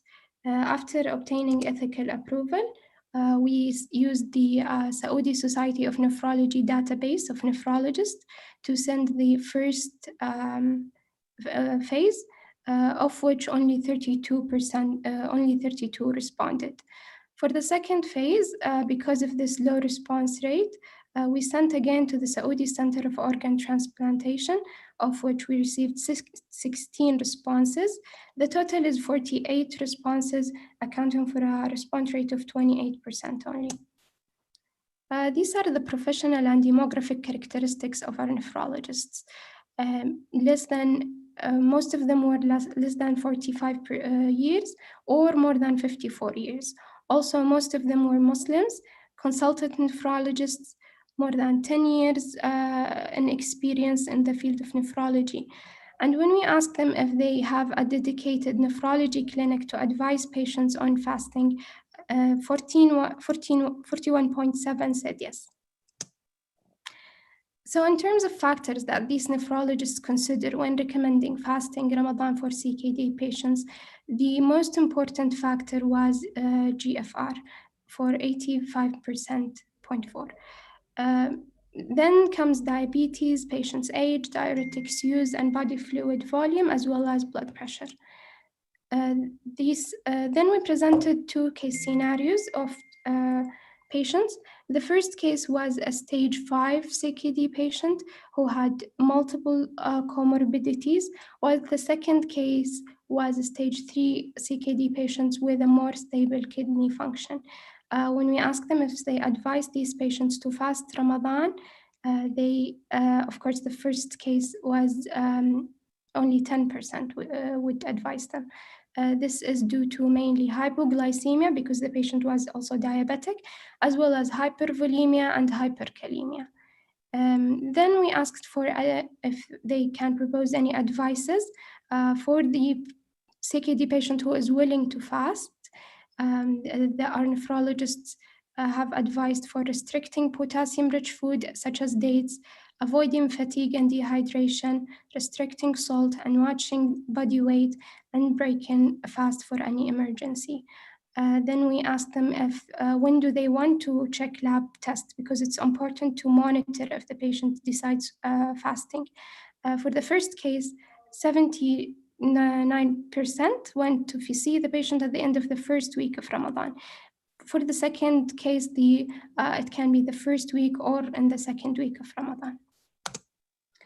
Then we discuss these factors in comparison with the literature of case control studies as well as prospective studies that measure these factors before fasting and after fasting, or in fasting group or against non-fasting group. GFR was indeed a major factor because with the more advanced CKD stage, the more worsening renal function. However, as we said, it is a conflicting field because other studies show no significant difference in GFR before and after fasting. And one study showed even improvement of GFR after fasting. Comorbid diabetes was also an issue. It was classified as high risk in the Diabetes Federation Association. However, again, another study shows that there was no difference in glycated hemoglobin nor risk of hypoglycemia in the fasting versus the non-fasting group. We also discuss other factors, but for the limit of time, we will move on. This study was not out of limitations. We had a small sample size and a small response rate. It was also a self-administered questionnaire, so we do recommend that further research does explore this area, but with a larger scale and more extensive interviews and qualitative analysis. The ultimate aim is to create guidelines that facilitate the care of fasting advanced CKD patients, taking into account both the current knowledge about the effect of fasting on CKD patients' medical condition, but also nephrologists and patients' perspectives. In conclusion, we recommend holding a dedicated renal clinic during Ramadan to counsel advanced CKD patients who are seeking to fast, and the decision should be It should be based on patients' condition, risk, and benefits, mainly based on GFR, diabetes, patient's age, and body fluid volume. Fasting CKD patients should also be advised on appropriate hydration, rest, diet, complications, and medication adherence, and close monitoring of fasting CKD patients is also important for both clinical and laboratory variables. These are my acknowledgements, and we show the reference and the full text as published in the Saudi Medical Journal. Thank you very much, and I hope you enjoyed it. Thank you, Lulu, for your great presentation. If you have any comments or questions, please go ahead.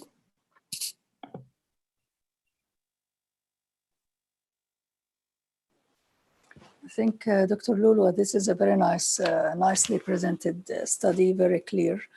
You have highlighted on the limitations as well, and I think it's a nice pilot. I will consider it a pilot, and I would go, as you explained, that we need further research that is more in-depth and more thought about, with a better response rate, of course. But my question is, what are you going to do with this study and the results of this study? How would you benefit from it in clinical practice? I mean, you explained how patients should be counseled and so on, but I mean, how are you going to disseminate the results of your study? As we said, Doctor, the issue is not that we cannot generalize these results. and we cannot make any conclusion in terms of patient health decisions. However, as you said, respectively, it does serve as a pilot, and it just it sheds some lights into this area in order for research to be done, as well as attention of guidelines are needed. Okay. Probably you need to give feedback to those who have participated with you and those who have not participated with you as well, to tell them that this is a study that you were invited to participate in, and depends on whether they did or not, but these are the results. And maybe you can consider repeating the same study later on. You might get a better response rate next time when people come to know you. But you need to use a professional email, of course, and rather than simply WhatsApp. And so you might give a reminder via WhatsApp and other methods. But maybe if you started to establish credibility with those subjects, then the response rate next time would be a better one. I would still think that you need to publish this paper, even if it was a kind of a letter to the editor or something, but you need to disseminate it, distribute it somehow, and then consider repeating the study and hoping that you will get a better response rate. And then consider, you need a champion to come up with a recommendation. Maybe you will put a recommendation and then send it to them and ask them whether they agree or disagree with this recommendation. If yes, why, and if not, why as well. So that's how you start developing it. Of course, after reviewing the literature, summarizing it as well. So that would be a very nice piece. And based on the summary of the evidence, you come up with a recommendation and send it to them and ask them about how do they feel about it. So anyway, I think you did a good job. Nice and simple, but very informative. Well done. الله يعطيك العافية بروف لفلا. إن شاء الله ملاحظاتك بناخذها بعين الاعتبار. لكن البحث it's already published in the Saudi Medical Journal. Okay, congratulations. Thank you, Doctor. I just have one comment. So very well presented, Lulwa, and it was simple and clear. As you know, Ramadan fasting is as you know, is not limited just to Saudi Arabia. And when you take a global perspective on this, I think this is the next step, is to get more response from other parts of the world, because the length of fasting is different from Saudi Arabia to, say, someone in Norway, and there are Muslims in every part of this world. And that has implications, because you might see a more hesitance to tell patients to fast in areas where the fasting goes for more than 14 hours or 16 hours. So that might have actually be the next step, is to look at and compare the responses you get from Saudi Arabia to other places in the world. Sorry, Doctor? I would say that the next step in this is not to stop here, is to look at responses in Saudi Arabia and compare them to other parts of the world. Even in neighboring countries, you might see different perspective depending on how hot Ramadan is and what time of the year people are fasting. That would be great, Doctor. Thank you.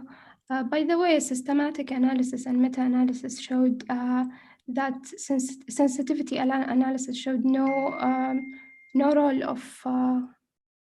of the season in terms of effect on GFR on patients before and prior to fasting.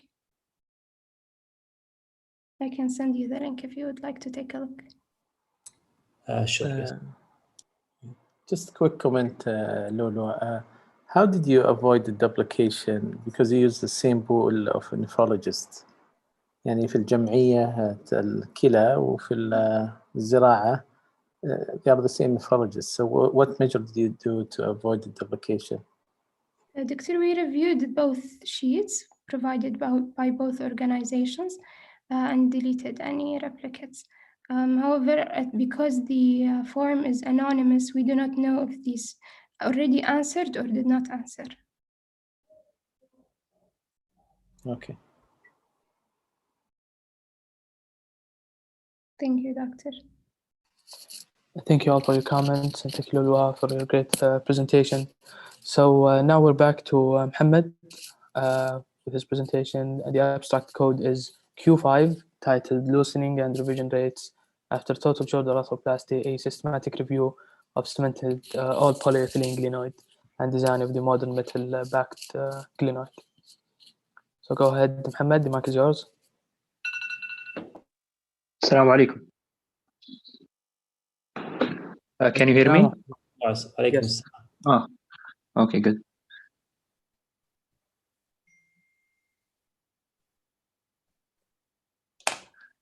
Okay, Assalamu alaikum jami'an, and good afternoon. First of all, I sincerely apologize. I had some issue with the laptop, and hopefully I will present now. And my name is Mohammed Al-Daghaither. I'm an intern at King Saud University, and I'm here to present this topic on behalf of my colleagues, which is a systematic review just comparing the all polyethylene and modern metal-backed glenoid components. So next slide, please.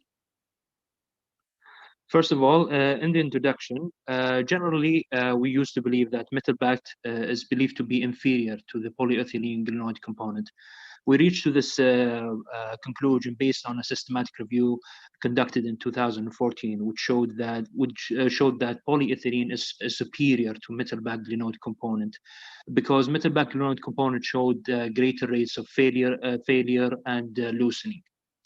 However, in the recent years, there are a modern design of metal-backed glenoid component, and it actually was it had some modifications mainly to tackle the issue of loosening and failure rates. And actually, we conducted a systematic review previous to this one, comparing the old version of metal-backed glenoid component and the modern design of metal-backed component. And it showed that the modern design showed more superiority, especially when it comes to failure rates and loosening. And this review now is aimed to revise the question whether metal-backed glenoid component, all polyethylene glenoid component is more superior than metal-backed glenoid component. Next slide, please. So this is the image just to have an idea about the designs. On the left side, you can see the metal-backed glenoid component.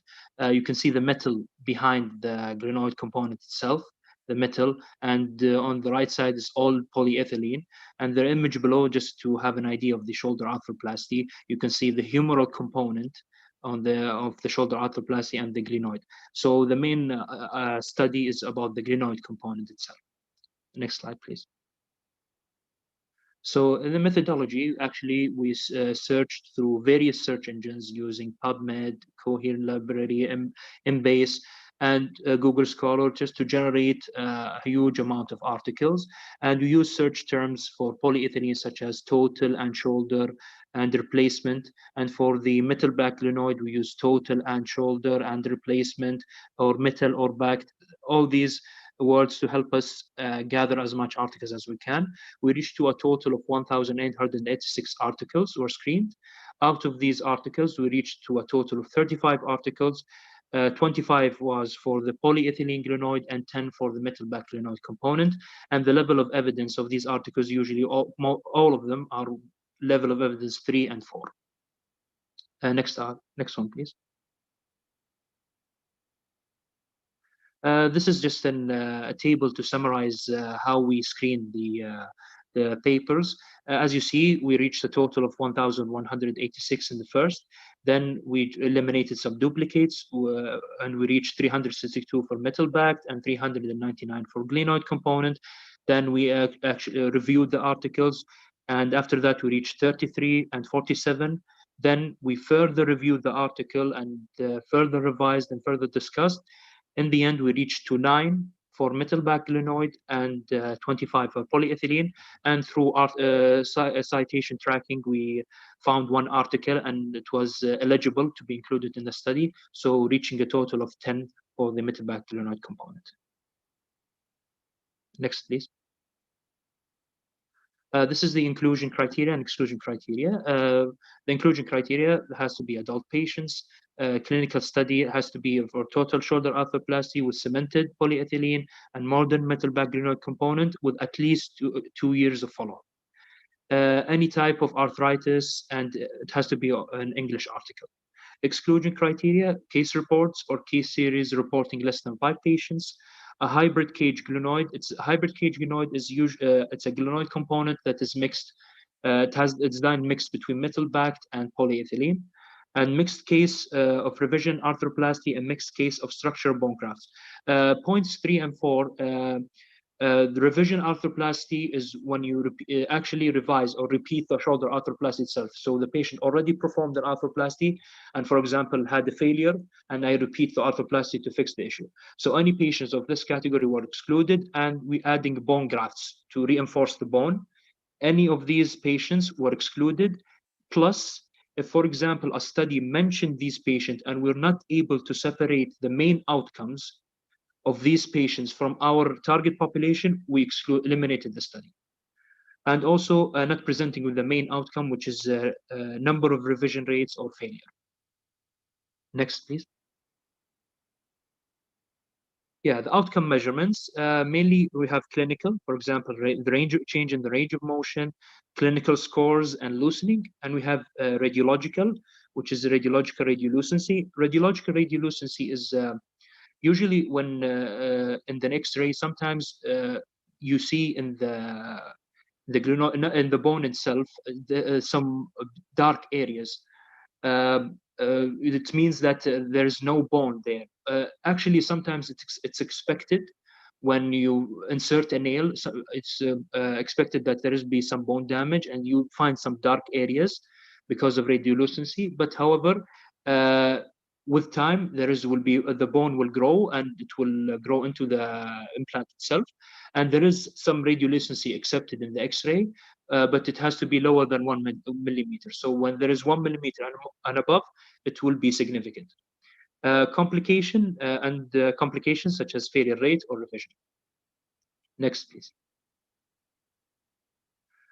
Just here, a general idea of the reason of arthroplasty. What were the diagnoses that made the patient actually do shoulder arthroplasty? And primarily, as you see, it's usually due to primary osteoarthritis. Just a minority of patients that perform due to other reasons. Next, please.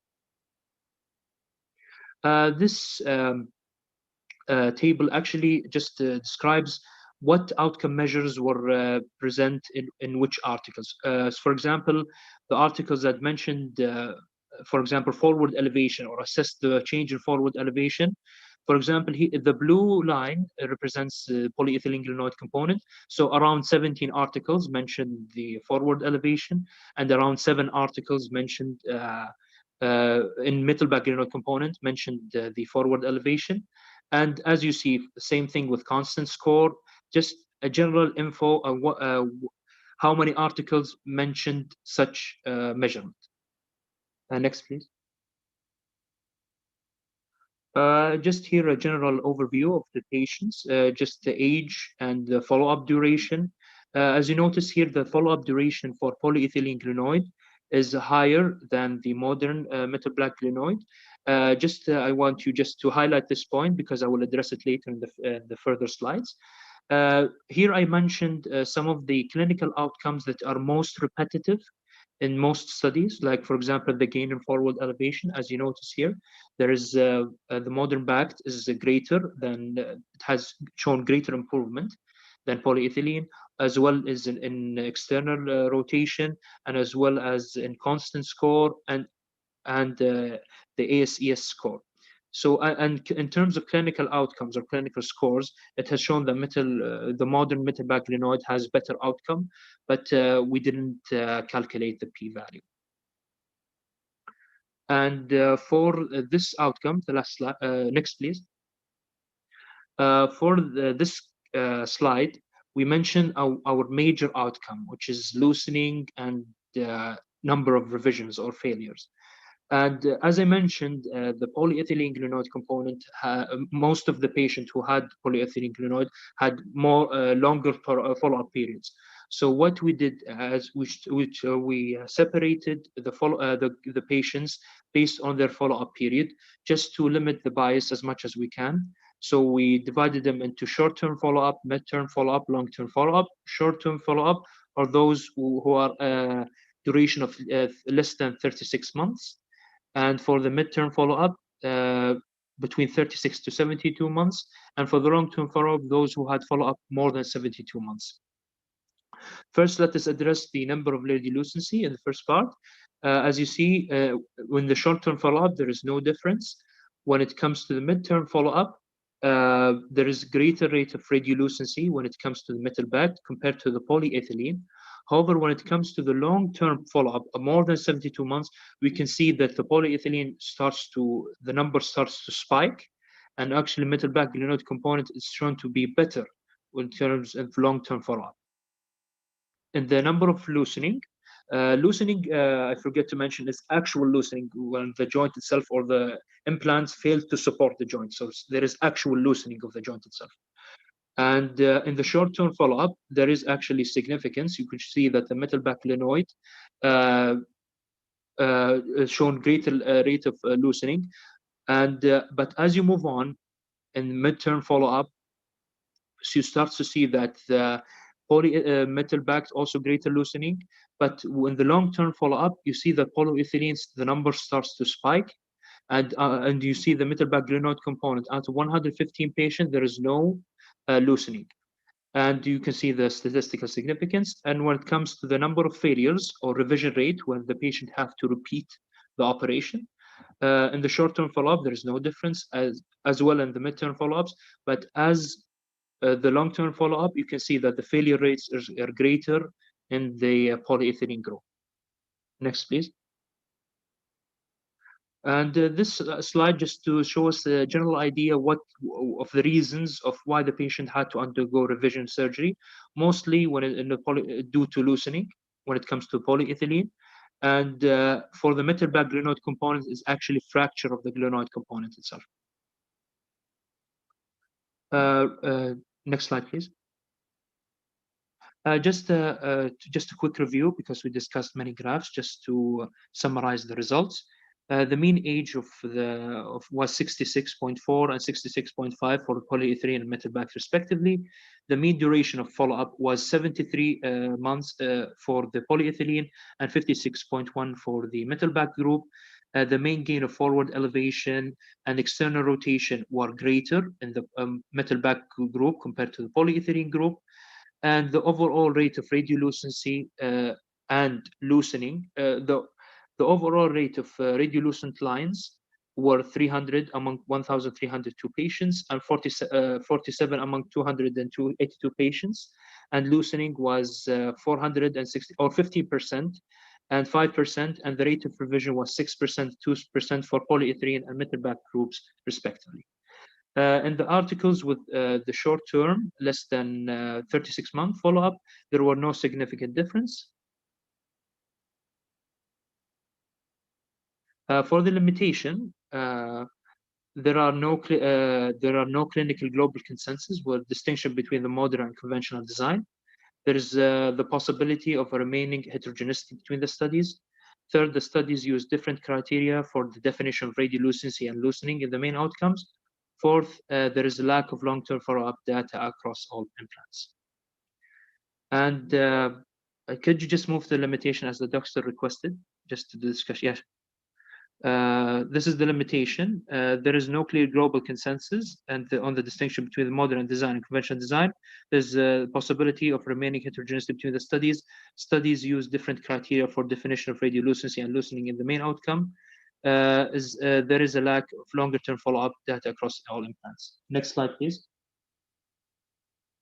Just the means to overcome these limitations. The first one, just the rationale was found through a review article of the glenoid component via these authors, Castana and Garofalo. We conducted, for the second limitation, we conducted data analysis and pooling after sufficient distribution analysis to adjustment for the bias. We summarized for the loosening, we summarized using the most common objective items as possible, and the credibility was increased by eliminating any ambiguous data. For the conclusion, next slide, please. We conclude our findings suggest that the modern metal black glenoid seems to be promising.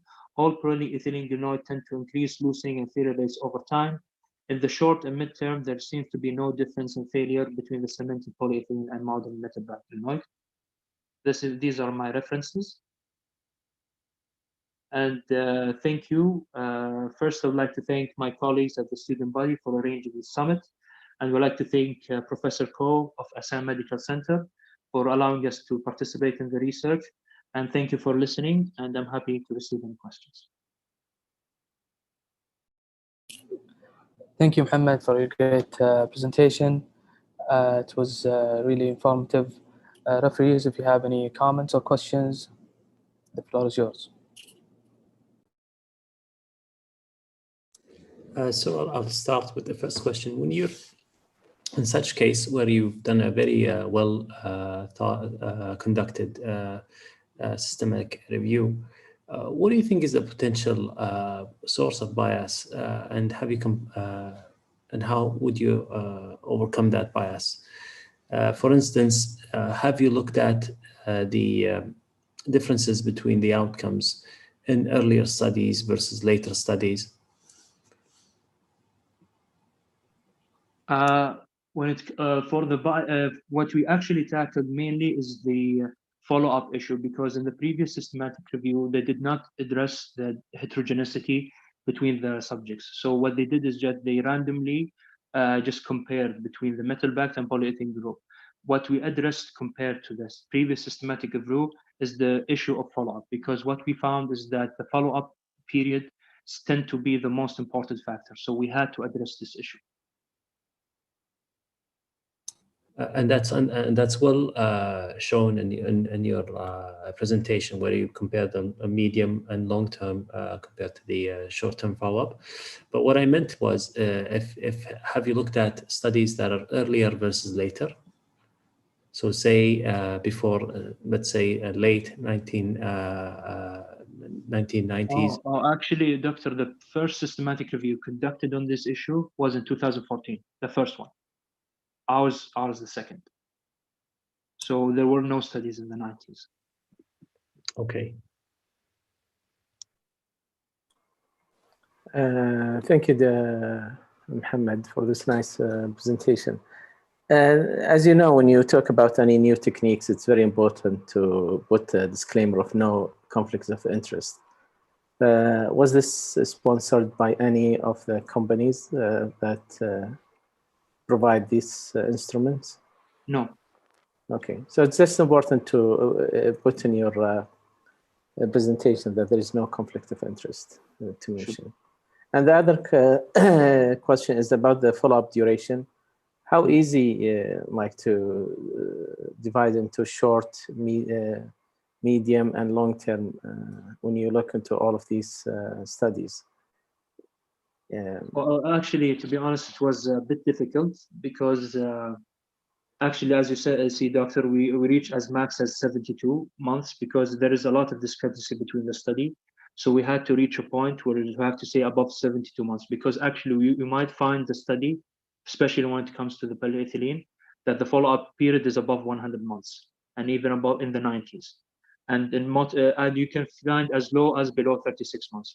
There are huge discrepancy, and it was a bit difficult, but this is the best we could do, just to divide them as much as we can. Okay, thank you.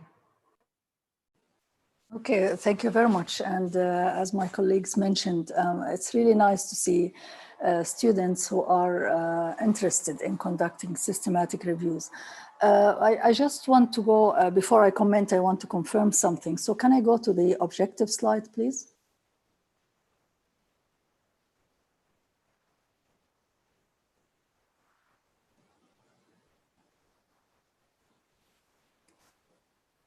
So what's the objective? Or you can just tell me what is the objective? Okay, to compare complications and rates of revision between the modern designs of, okay. I didn't find something clear about what is the study design of the included studies. Did you specify that you will include a certain study design? And are you focusing, first of all, let's answer this question. Sorry, so which one? What is the study design? What study design have you decided to include in this? Usually, most of them are case series. Most of them. Most of them are case series. Okay. Most of them case series. Case reports. We actually found that it's not effective. Mainly, we use case series. Okay. Have you decided that you will include studies that compare both methods, or any one of these methods? As I mentioned to the doctor, comparing the two methods, it was the first one conducted was the systematic review in 2014. That's the only study that compared these two. Usually in the individual articles we found, they usually either discuss metal backs individually or they could discuss polyethylene. So that's why there is no comparable studies. Usually we found case series for metal backed, and we gathered their information and gathered the information of polyethylene, and we compared the data ourselves. Okay, so in that case, it was, I would still consider it a systematic review, but not a typical systematic review. I'm more inclined to call it it's more of a narrative review, in fact. But anyway, let me explain to you. Usually, when you are compiling data together in the schedule, in the tables that you have presented, you have included different types of studies and different settings and different outcomes, all as one large study. And that cannot be done, at least you can, if you have, for example, you have included 10 studies. If there were like 3-4 RCTs, randomized controlled studies, then you need to present them separately. And if you have some case series, you present them in separate tables. And if you have other types of studies, you can't combine different study designs in one table.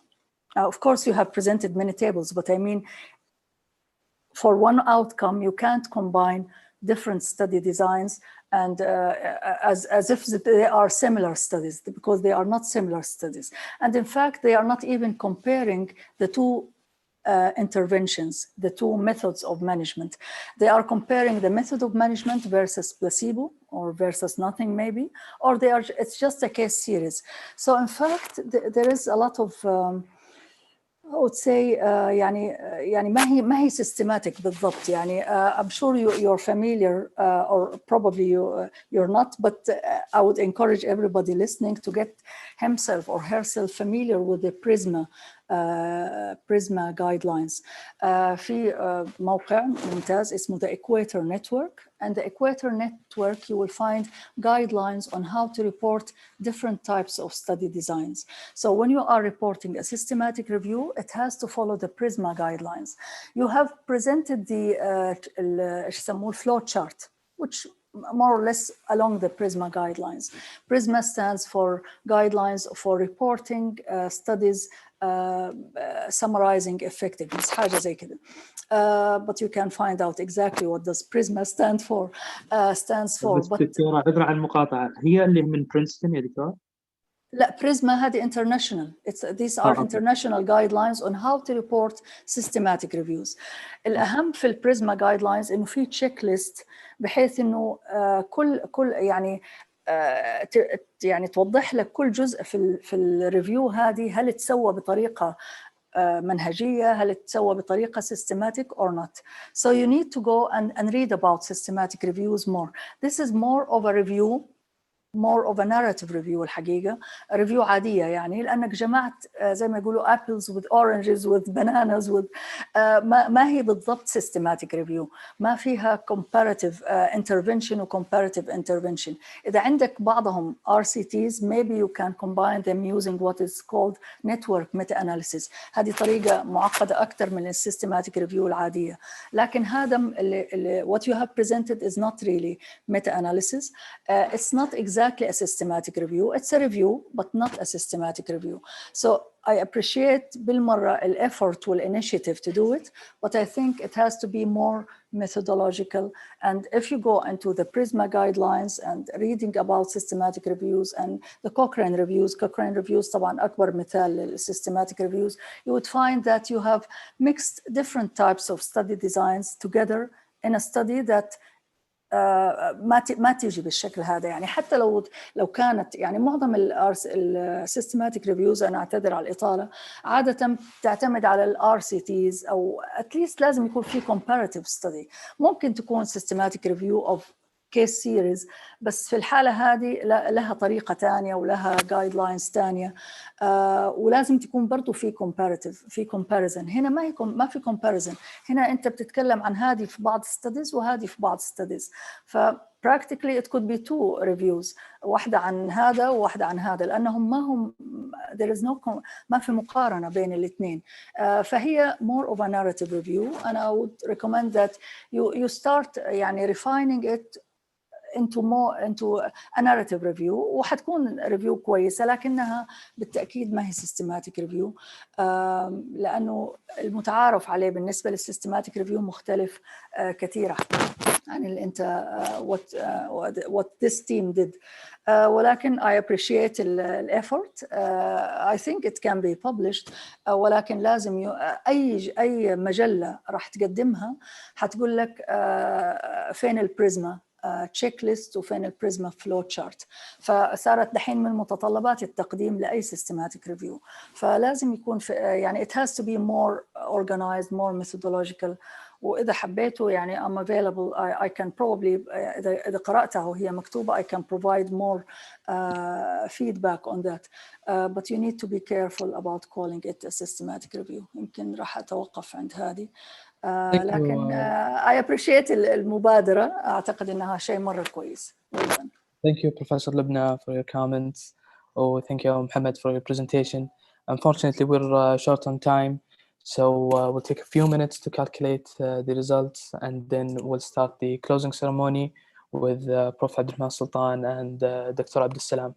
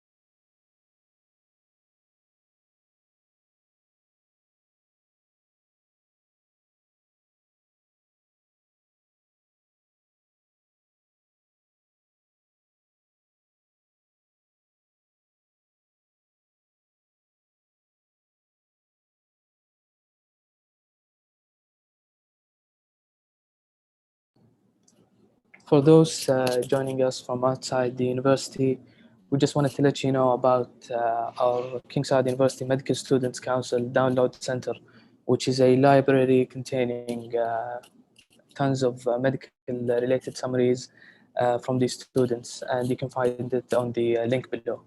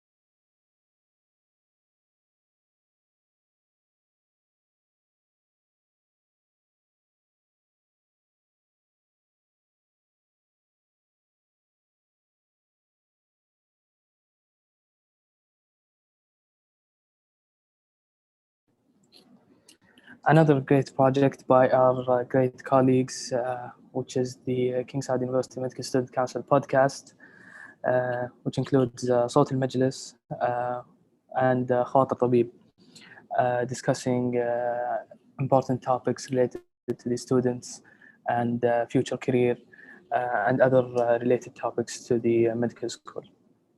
So please feel free to join us on the social media platforms.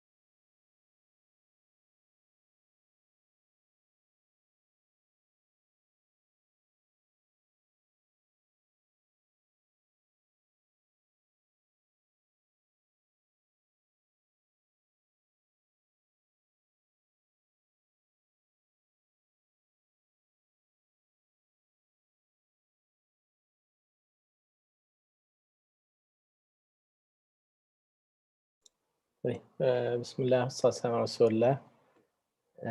They sent me the scores. So I would like to thank the organizing committee and Dr. Abdulsalam Madkhali and all participants for contributing to the success of the 3rd Annual Research Forum of King Saud University Medical Student Council. Out of hundreds of submitted abstracts, 120 were chosen for poster presentation, 20 were chosen for oral presentation. Each abstract was scored by independent reviewers, and abstracts with the highest score were the winners. There are 3 categories: case report, poster presentation awards, and oral presentation award. The winner for the case report. بس Professor Abdulrahman, we're just editing the presentation. If you can give us a couple of minutes to write it down. Okay. So you can show it in the screen? Yeah, we'll show it in 2 minutes. Okay. Thank you.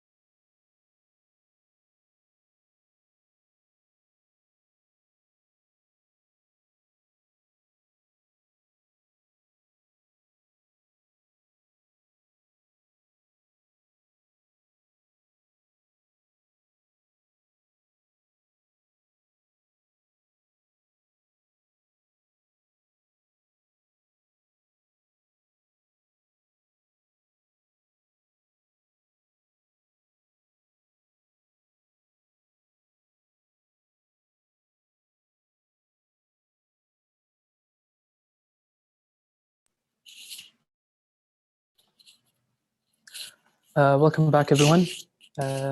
Thank you all for your participation with us at the 3rd Annual Research Forum, and I'd like to thank the referees for their participation and their time and effort. It's been such a pleasure having you with us, and we've definitely learned a lot with your critical appraisal and your comments and questions. So now we'll start the closing ceremony, starting with Professor Abdurrahman Sultan. He's the head of the research center at King Saud University. So the mic is yours, Abdurrahman.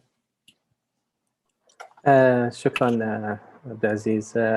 Again, I would like to thank the organizing committee and Dr. Abdulsalam Madkhali and all participants for contributing to the success of the third annual research forum of KSU Medical Student Council. About more than 250 submitted abstracts were received. About 120 was accepted for poster presentation, and about 20 were accepted for oral presentation. And each abstract was scored by independent reviewers. Abstracts with high score were the winners. And there were 3 categories, one for case report, and awards for best poster presentation and awards for best oral presentation. Dr. Abdulsalam Madkhali will present the winners. تفضل دكتور عبد السلام.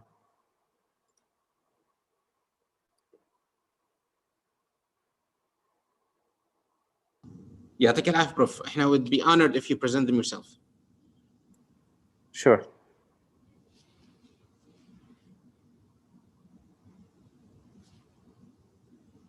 The best case report will go for poster A16, uniportal perimemory that's fissureless right lung anterior segmentectomy, Raed Al-Hayaza. Congratulations, Raed, for achieving the best case report. For poster presentation results, the one which got the 5th position, a poster B12, notch 1 signaling, but might be a future therapeutic opportunity for small cell lung carcinoma, Dr. Muhammad Sharbat and his team.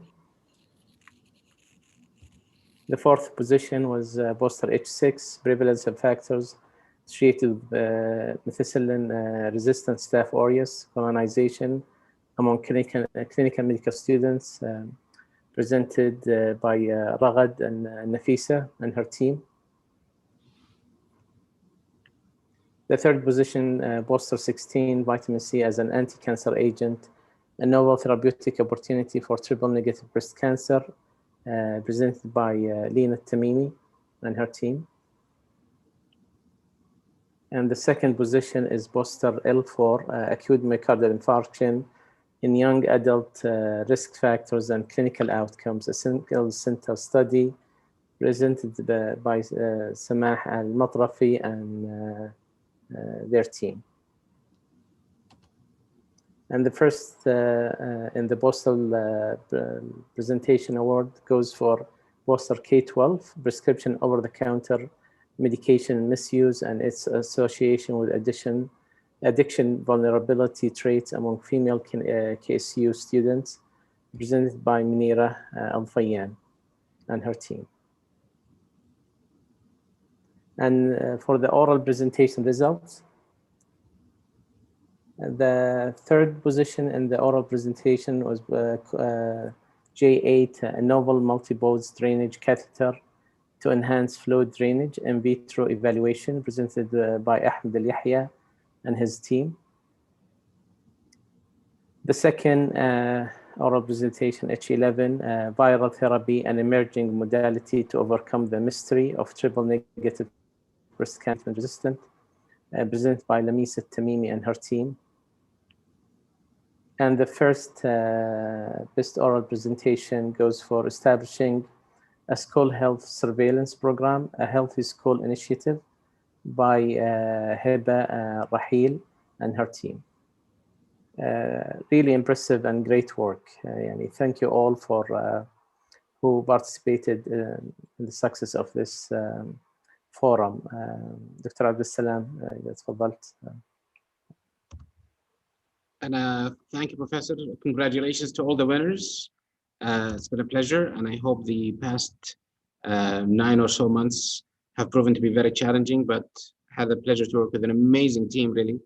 I would like to highlight the work of some, particularly mention Dr. Abdulaziz Ahmad, Dr. Lulu Sayr. They are both the lead of the scientific team, among their big team as well, but they showed outstanding performance today and throughout the period, along with their colleagues, Dr. Khalid Judeh and Dr. Abdulrahman Sayari, for making sure that the event goes through fully and in the shape and form that we saw today. I was impressed. I said it again. I said it yesterday and I'll say it again. I was impressed and very pleased with the proficiency level they got. It's a proficiency level that I don't find sometimes in some of the colleagues I work with here and abroad. So I really hope they keep this up, and wonderful caliber of research, really. I'm very thankful for all the work that was done by the evaluators throughout the phase 1 and phase 2, especially people who gave us their time yesterday and today on their precious weekend. So thank you very much. And back to the organizers to hopefully wrap this up, and congratulations, everyone. Really well done. Thank you, Dr. Abdulsalam, for your great and kind words. I'd like to thank the team, especially my colleague, Dr. Lulu Sayr, for a great effort and time that she put in this forum. And alhamdulillah, after this long journey, we were able to see the results of our work. And inshallah, we'll have you again next year. Thank you all. شكرا عبد العزيز، والحمد لله الذي بنعمته تتم الصالحات. شكرا لكل الإيفالويترز والحضور، شكرا على دكتور عبد السلام لدعمه في كل خطوة على الطريق. إن شاء الله إلى أن نلتقي مرة أخرى في أحداث مشابهة بإذن الله. على خير. بإذن الله. بالتوفيق ما شاء الله. يعطيكم العافية. Hey, that's a wrap. Have a good weekend, everyone. Me too. Thank you, Dr. Abdulsalam. حياكم الله، نورتونا.